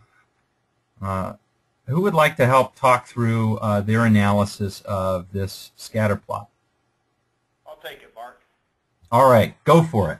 This is Brad. It looks to me like it curves off and it tapers out around an 8 or a 9 the further away you get from a city. Okay, great. It certainly does look like that. If we were going to go through, would you mind kind of going through the process on the right-hand side that I kind of outlined? Just for folks who didn't quite were able to kind of leap through that. I would tend to agree with you, but let's kind of walk through that, okay? Would that be okay with you? Yeah, absolutely. So the first question I had is that one data point off to the far right, is that an outlier or not? Okay, excellent. And just by looking at it, you can say that it is, but if you think about what you're modeling, you would certainly expect to see kind of a curved slope as pollution dissipates. So I went ahead and said that it was not an outlier, and it is indicative of the shape out there, but we certainly don't have the data to say that's, for sure the major thing. Got it, right. So that's a good question that comes up, right? If you were just kind of blindly fitting stuff, I mean, what if you got another point and it came out right here? Now all of a sudden it's looking a little bit like an outlier, isn't it? Or maybe this one is. Hard to say which, right? So that's a good point. So I think that's a good it's a good place to start on that one. And since we're talking through that, I mean, yep. The other thing I'd be interested in is what distance do I really care about? Because if I'm trying to commute to this city, I don't want to live 200 miles away anyway, so I probably don't need a curved fit on this data. Probably a simple line would be enough for my needs here. That's right. It might be fine if you're just fitting to this portion or whatever. Right. So that's a great I think that opens up the two great comments or discussion points, and that is, we fit the models. Models are going to be useful in different areas for us. Remember, a model is just a model. It's just something that's supposed to help our decision making. It's not reality. So we do our best at that. So just a quick comment. Certainly, if we saw a point over here, that would be an outlier. We'd want to check that out, and so forth. Okay, great. So good. We're good so far. So the overall direction, you would say that there's a positive correlation. And since the data is pretty close together, I would say that there's a high degree of strength as well. Okay, got it.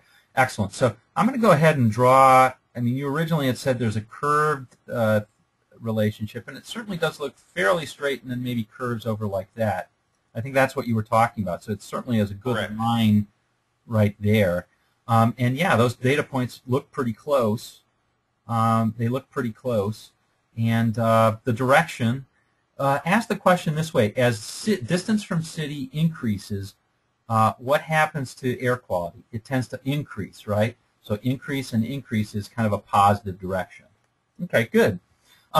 If you can go ahead and you don't have a problem interpreting scatter plots, you can go ahead and jump into it very quickly, just like Brad did. If you don't and you're not used to it, I would suggest using this form of going through 1, 2, 3, 4 as it's outlined on page, in your book. This is slide 9. Slide number 9, I give you a little process for examining a scatter plot.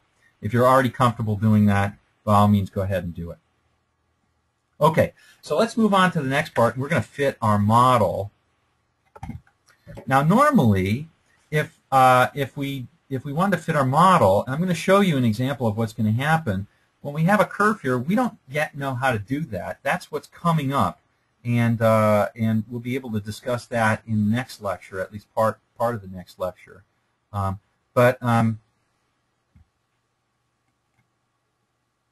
Okay, I guess Microsoft canceled. That's not good. Having technical difficulties here. Sorry about that, folks. There we go. It looks like it just shut down. It's okay. I'll redo it in no time.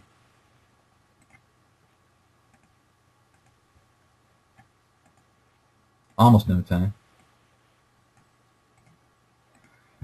Okay, so here's my 2num.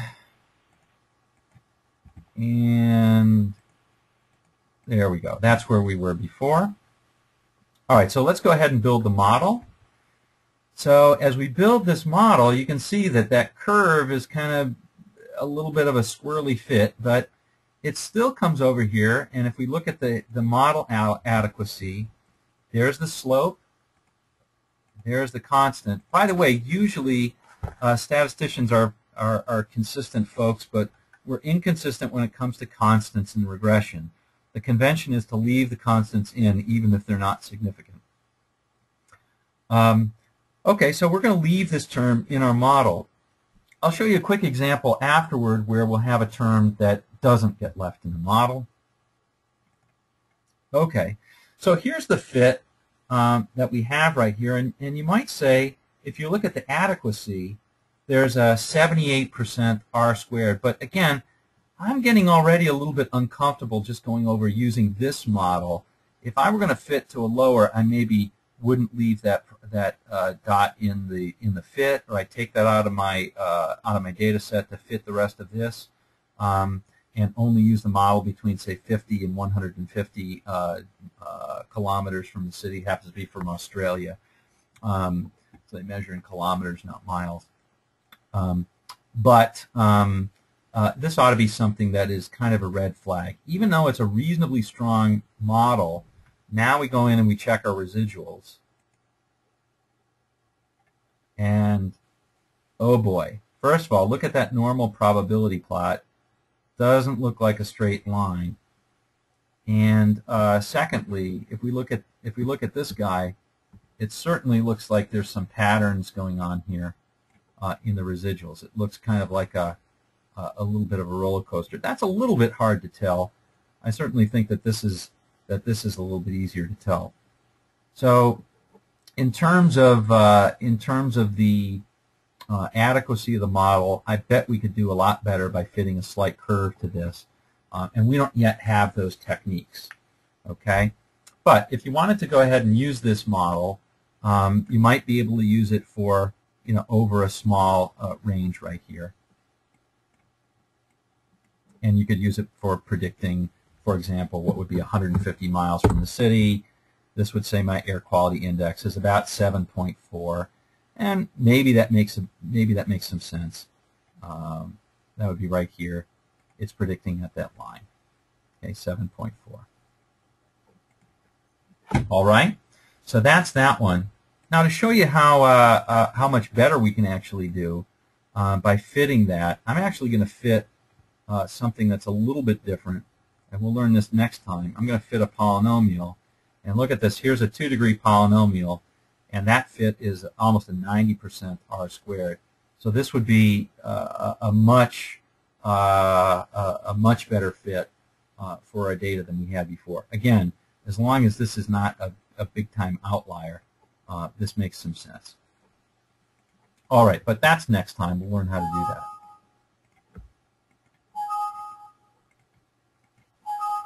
Okay.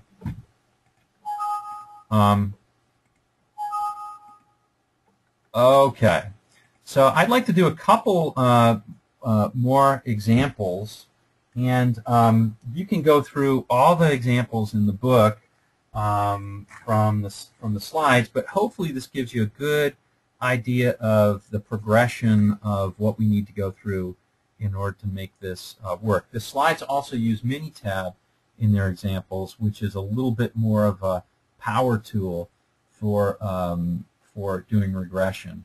Excel stats is great for doing one X and one Y, but when you get into more than that, it gets problematic. So if you have the book, what I'd like you to do is let's turn to, I'm going to do the example that's called exercise 42 on, I'm sorry, that's called exercise 1 on slide 42, and that involves the forms data set.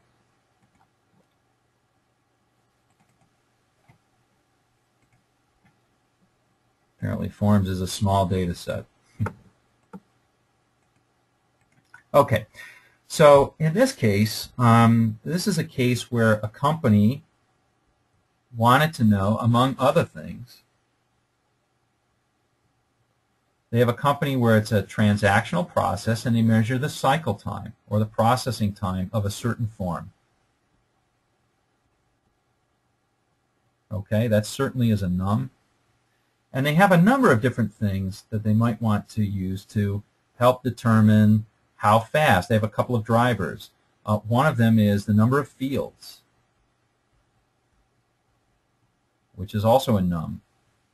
And another is the type of form, which is a cat. Okay? Now, we're not ready yet to do multiple regression and understand how to put both of those in our model. Let's walk before we run.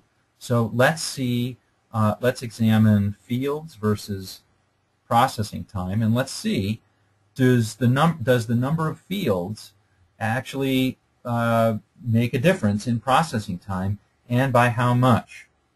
So let's go ahead and do that. The process that we're going to use is 1, plot, 2, build model,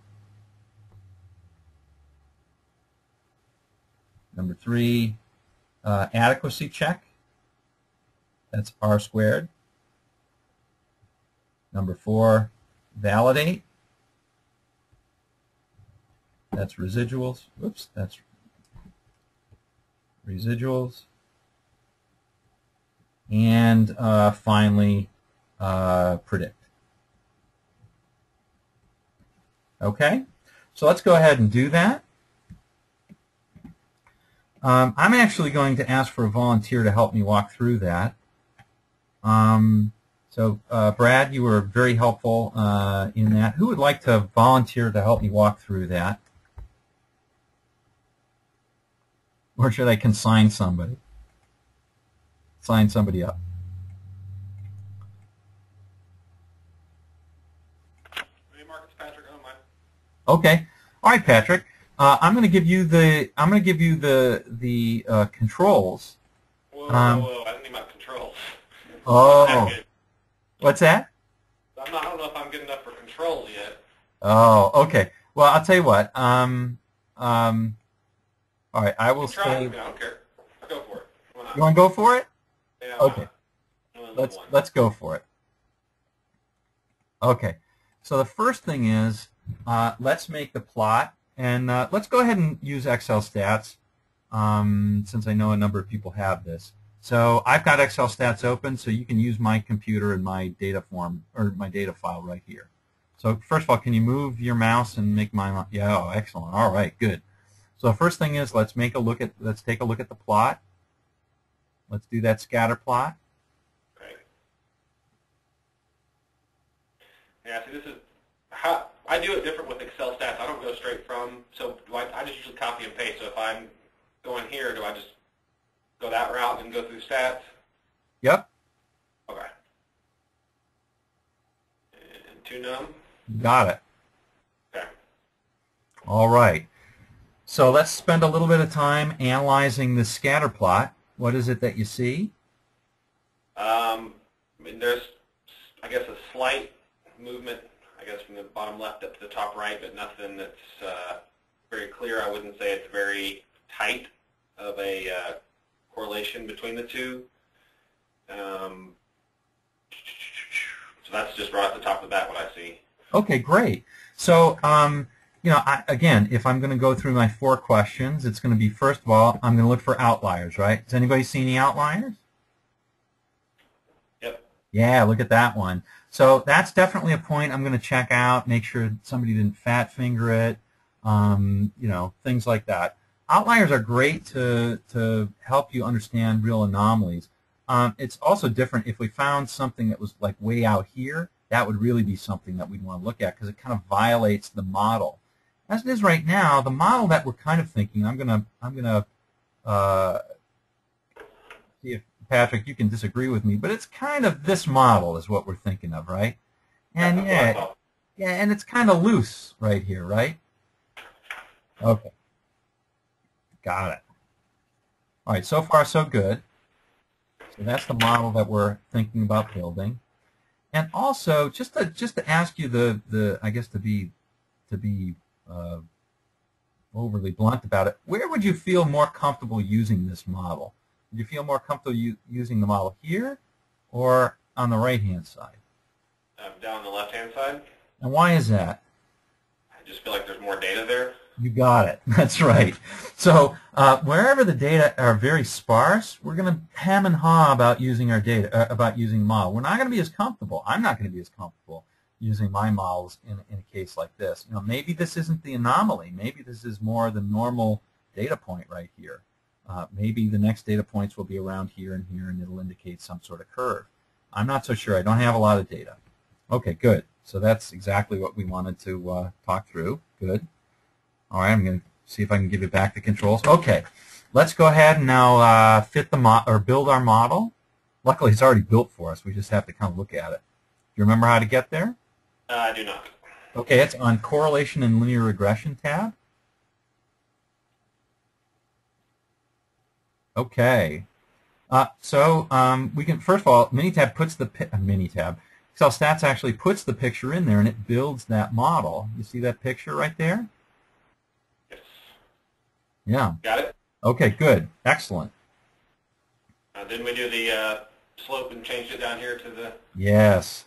I apologize for that. I wish it would have been there, but even when we put in the not equal, looks like the p-value is pretty low or high?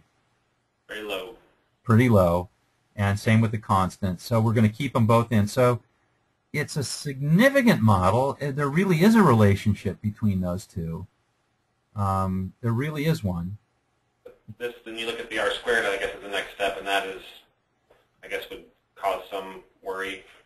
Now, what that says is that half of the X is predicted by the Y, or the other way around? Other way around. Half of the Y Half of the variation in field. Oops, we've got it backwards, don't we? Oh, we've got it backwards. Let me change this around. See, I should have been smart about this. There we go. That's what we want. We want to predict the processing time by looking at the number of fields, right? We want to have X here and Y here. I'm sorry I didn't notice that before. Sorry about that. So go ahead and say what you were saying. No, I just got it right. The R squared, there's not a lot of, I mean, it's only predicting half of the movement of the variable.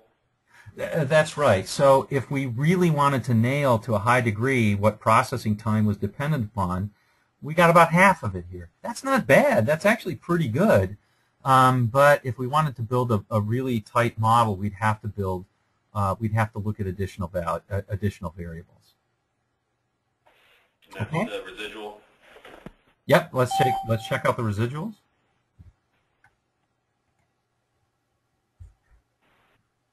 Okay. 5 seconds. Oh, go ahead. I was going to say you have a fairly tight line here. Yep, looks pretty good. Looks pretty normal. This up here, I never really kind of understood what you're looking for in this piece up here. Okay, so what we're looking for is we're looking for quote no patterns. Now that's a weird thing to look for, is nothing. But here are some typical patterns that we might see. We might see patterns that look like, let me erase this here. We might see in our residuals versus predicted, we might see a pattern that looks like this. I'm going to exaggerate this, but this might indicate that we fit the wrong form of the equation, right? Like if we had a really super duper curve, but we didn't fit it, we fit it with a line. That we might see something like that. That would certainly be a pattern to the residuals. Do we see something like that? Not to my eye. I don't see any. Here's the other one that you really want to look for, and this is called non-constant variance. It's almost like an alligator that's opening up its head, where on one side it's very small, and as Y increases, you see the residuals increase like this. So it's sort of like a cone pattern. I often think of like an alligator or something like that, some jaws that are opening up. And this is called non-constant variance.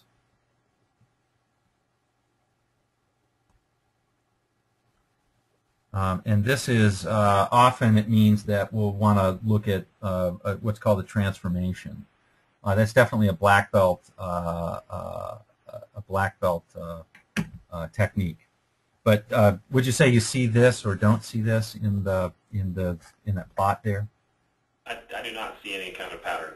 Good, and I would tend to agree. What I have is kind of as I said before, the 5-second rule. So I mentally in my brain say 5, 4, 3, 2, 1, and if nothing really pops out at me, basically either of those two right-hand patterns, then I'm good. I'm good to go.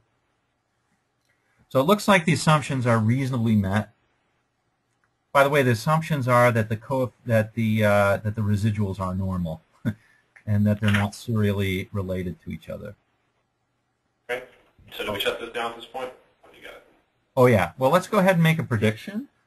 And I'd like you to predict. Oh, let me go to here. Yeah. Let me go ahead and ask you to predict what would be the processing time if you had 12 fields in your form.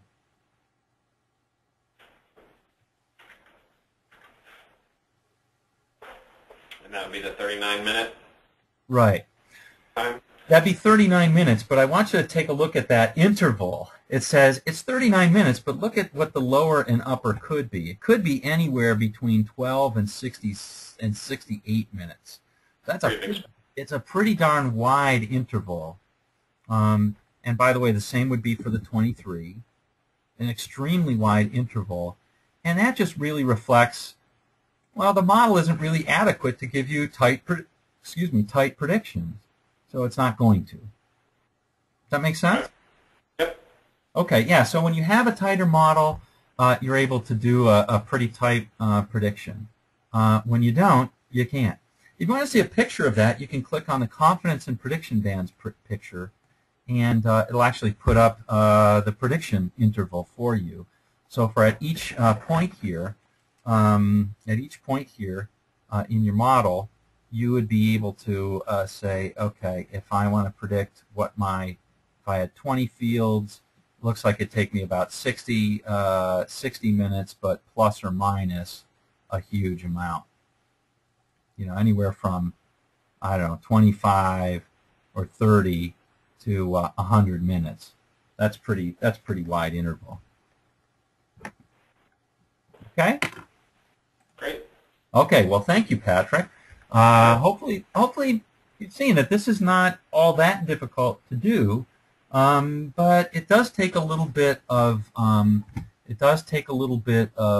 making sure that you spend a little time to make some predictions. I mean, before you just go ahead and make predictions. It's the top of the hour. If you can stay, what I'm going to do is go through one more example, and it is the last one. You will be assigned to it for your homework. So if you can stay, I would advise you to do so. But if you can't, I certainly understand. This really gives us an introduction to linear models. What's coming next, and what's coming next is well, we've done it for the simple case of one x and one y and fitting a line. Right? That's what we've done. So what we're going to do in next lecture is, well, what happens when I have, here's my y, what happens when I have two x's, x1, x2 and x1, right? Or 3, or 4, or 10. What do I do then? So that's called multiple regression. And we hinted at, that's one of the keys to getting an adequate model. If you look at companies like Netflix or eHarmony, they claim that they use hundreds of predictor variables, hundreds of x's, to get a model for their y's. Okay, scary thought with eHarmony.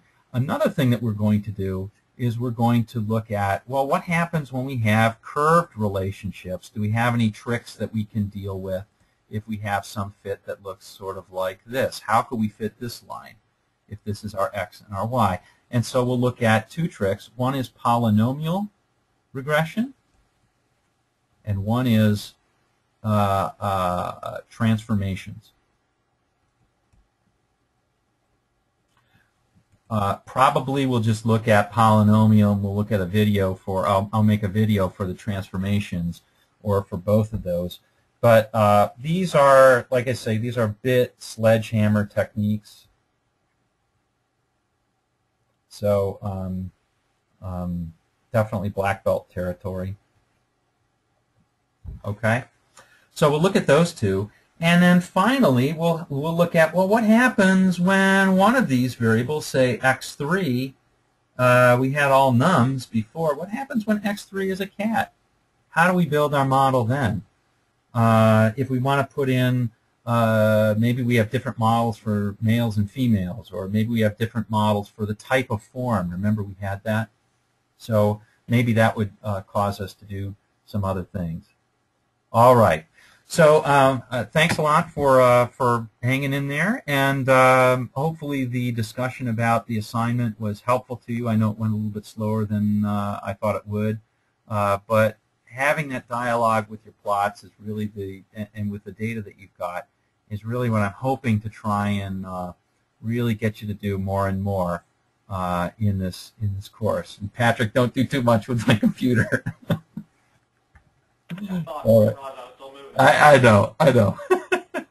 Okay, so I'm going to stick around and do the last example, but other than that, you should look for the assignment coming today, assignment 4, and we'll see you on Friday, and we'll see you in your one-on-ones this week.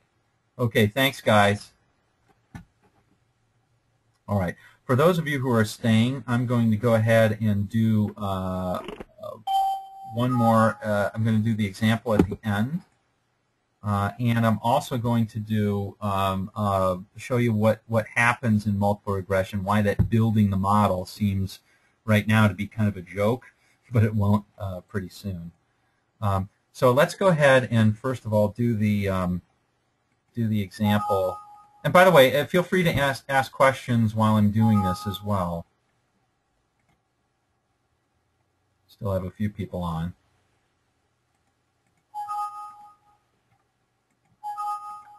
Okay, I'm just kind of shutting down all of those. Let's take a look at loyalty score. So in this case, we're looking at a study that examines customer satisfaction and customer loyalty.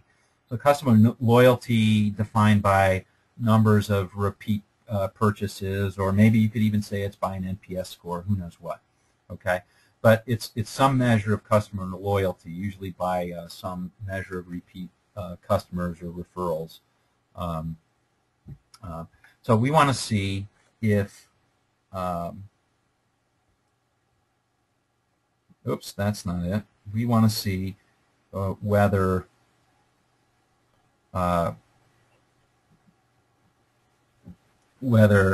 loyalty, or Y, is affected by customer sat. And can we use customer sat to predict? That's a num. That's a cat. Oops, I'm sorry, that's a num. Num num. All right, let's go to it. All right, we'll go through the motions again. Number 1, plot. Number 2, build. Number 3, adequacy. Number 4, validate. And number 5, predict. I'll put a question mark here. Because, you know, if we find that things are not adequate or not valid, we don't want to be making predictions, right?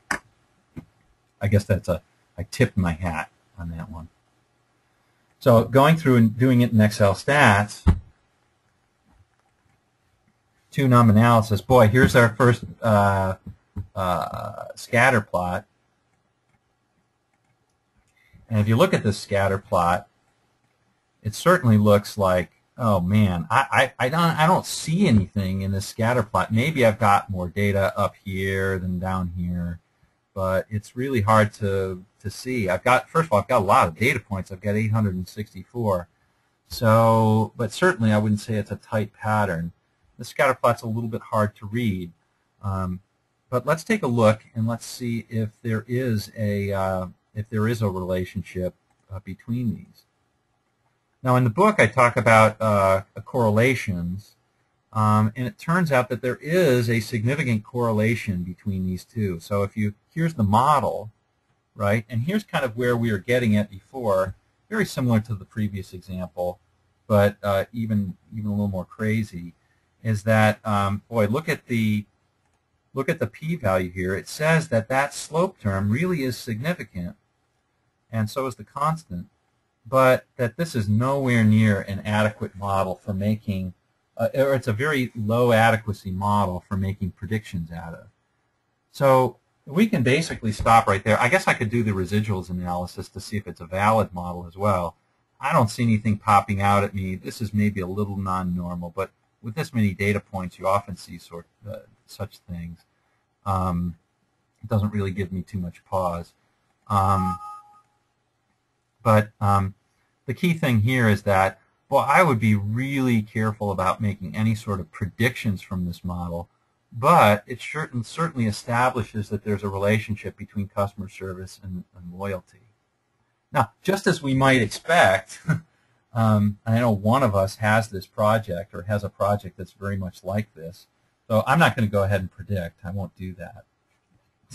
But one of us has a project, or two of us have a project like this.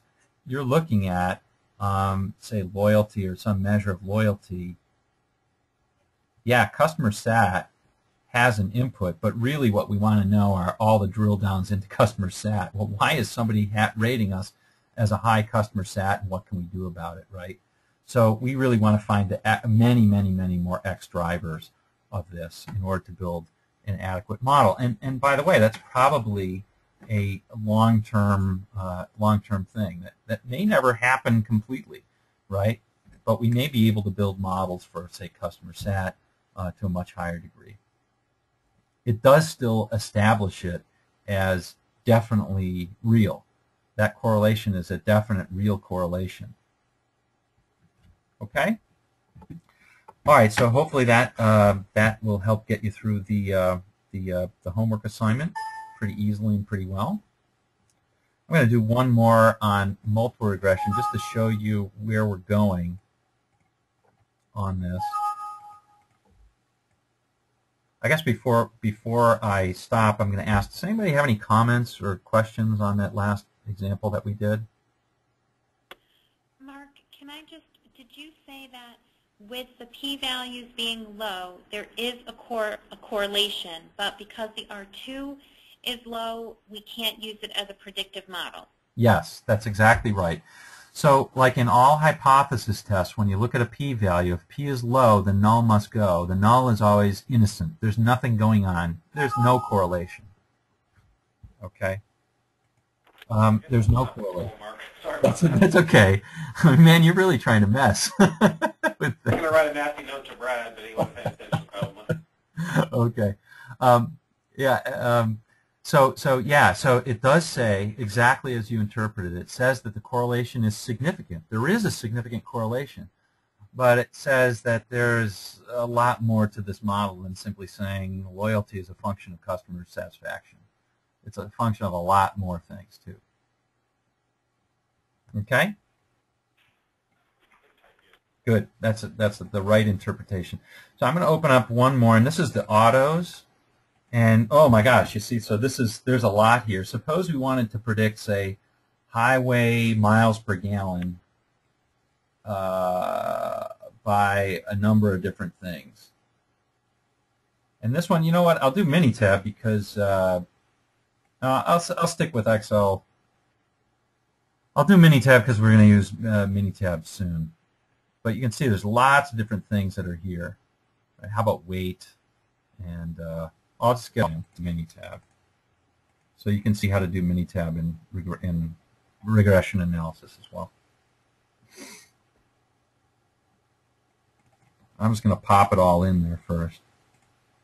And this is really just to kind of show you that, oops, fine.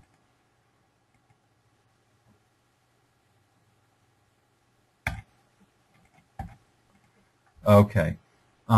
This is really just to show you that that building the model is simpler than just looking at one p-value. Because right now it just seems like kind of you know, it's kind of a joke. You just do it, you know, and it's significant. Excel Stats does it for you. All the rest. Oh shoot. Did I do the wrong thing there? I probably did. Oh, yeah, I did. Darn it. Try that again. Copy, paste. There we go. Okay. So now I'm going to build the regression model. In Minitab, as you'll see when you go through the book, it's stat, regression, regression. And they have lots of different types of things. Nonlinear, fitted line plot. So let's say we were trying to predict the city miles per gallon. Whoops, the city miles per gallon. That's our response. Ah. You can't blame Patrick for that. And I wanted to predict it by all sorts of other things like engine size, horsepower, revolutions per minute, fuel capacity, the length, the wheelbase, the width, the weight, and all that. Okay, I'm just going to hit the OK button. Clearly, there are a lot of other things that maybe we could look at that are in here, but let's just start out by these. And you'll see by looking at this, you see some of these, when you build this model, some of these p-values are not significant.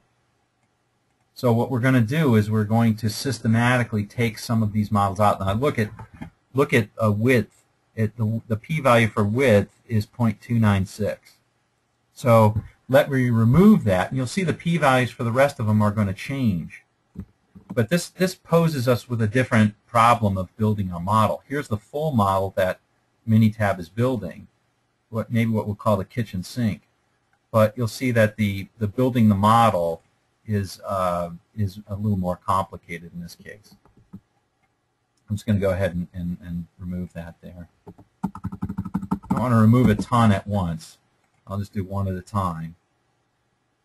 Okay, so there's now length. Now I'm going to remove length.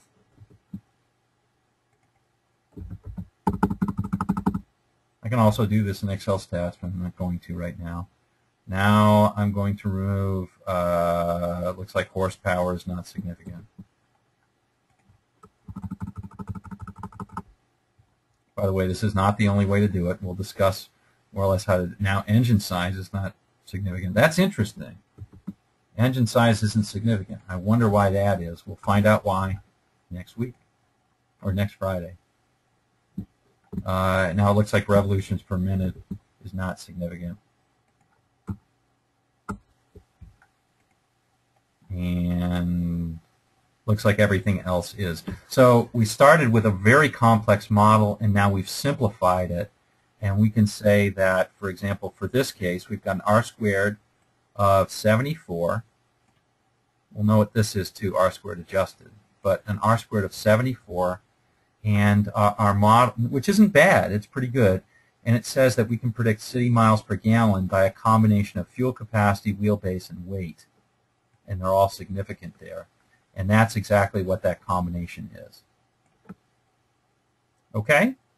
So that gives you a little more in terms of what we're looking for in the next section, and why the building of the model is a little bit more complex than what we've done thus far.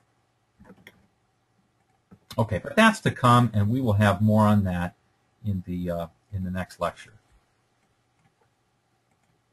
Questions, comments? Okay, guys. Mark, I think one word of caution is helpful with modeling, and that's to never use it to predict where you don't have data. Well, I don't agree with that actually, because there are plenty. I think you should be very careful using it where you don't have data. But what are forecasting models, right? Forecasting models are exactly that. Forecasting models are we're predicting where we don't have data. We're predicting in future times. So that doesn't mean that it's not dangerous to build those to use those models. But I agree. I think that was Brad, right? So yeah, that's Brad. Yeah, I agree. That's a great comment, and that's called sometimes we'll do something called extrapolation. Extrapolation is always a dangerous proposition. I wouldn't go as far as saying never do it, but definitely be very careful. An example that I sometimes give is if I look at sort of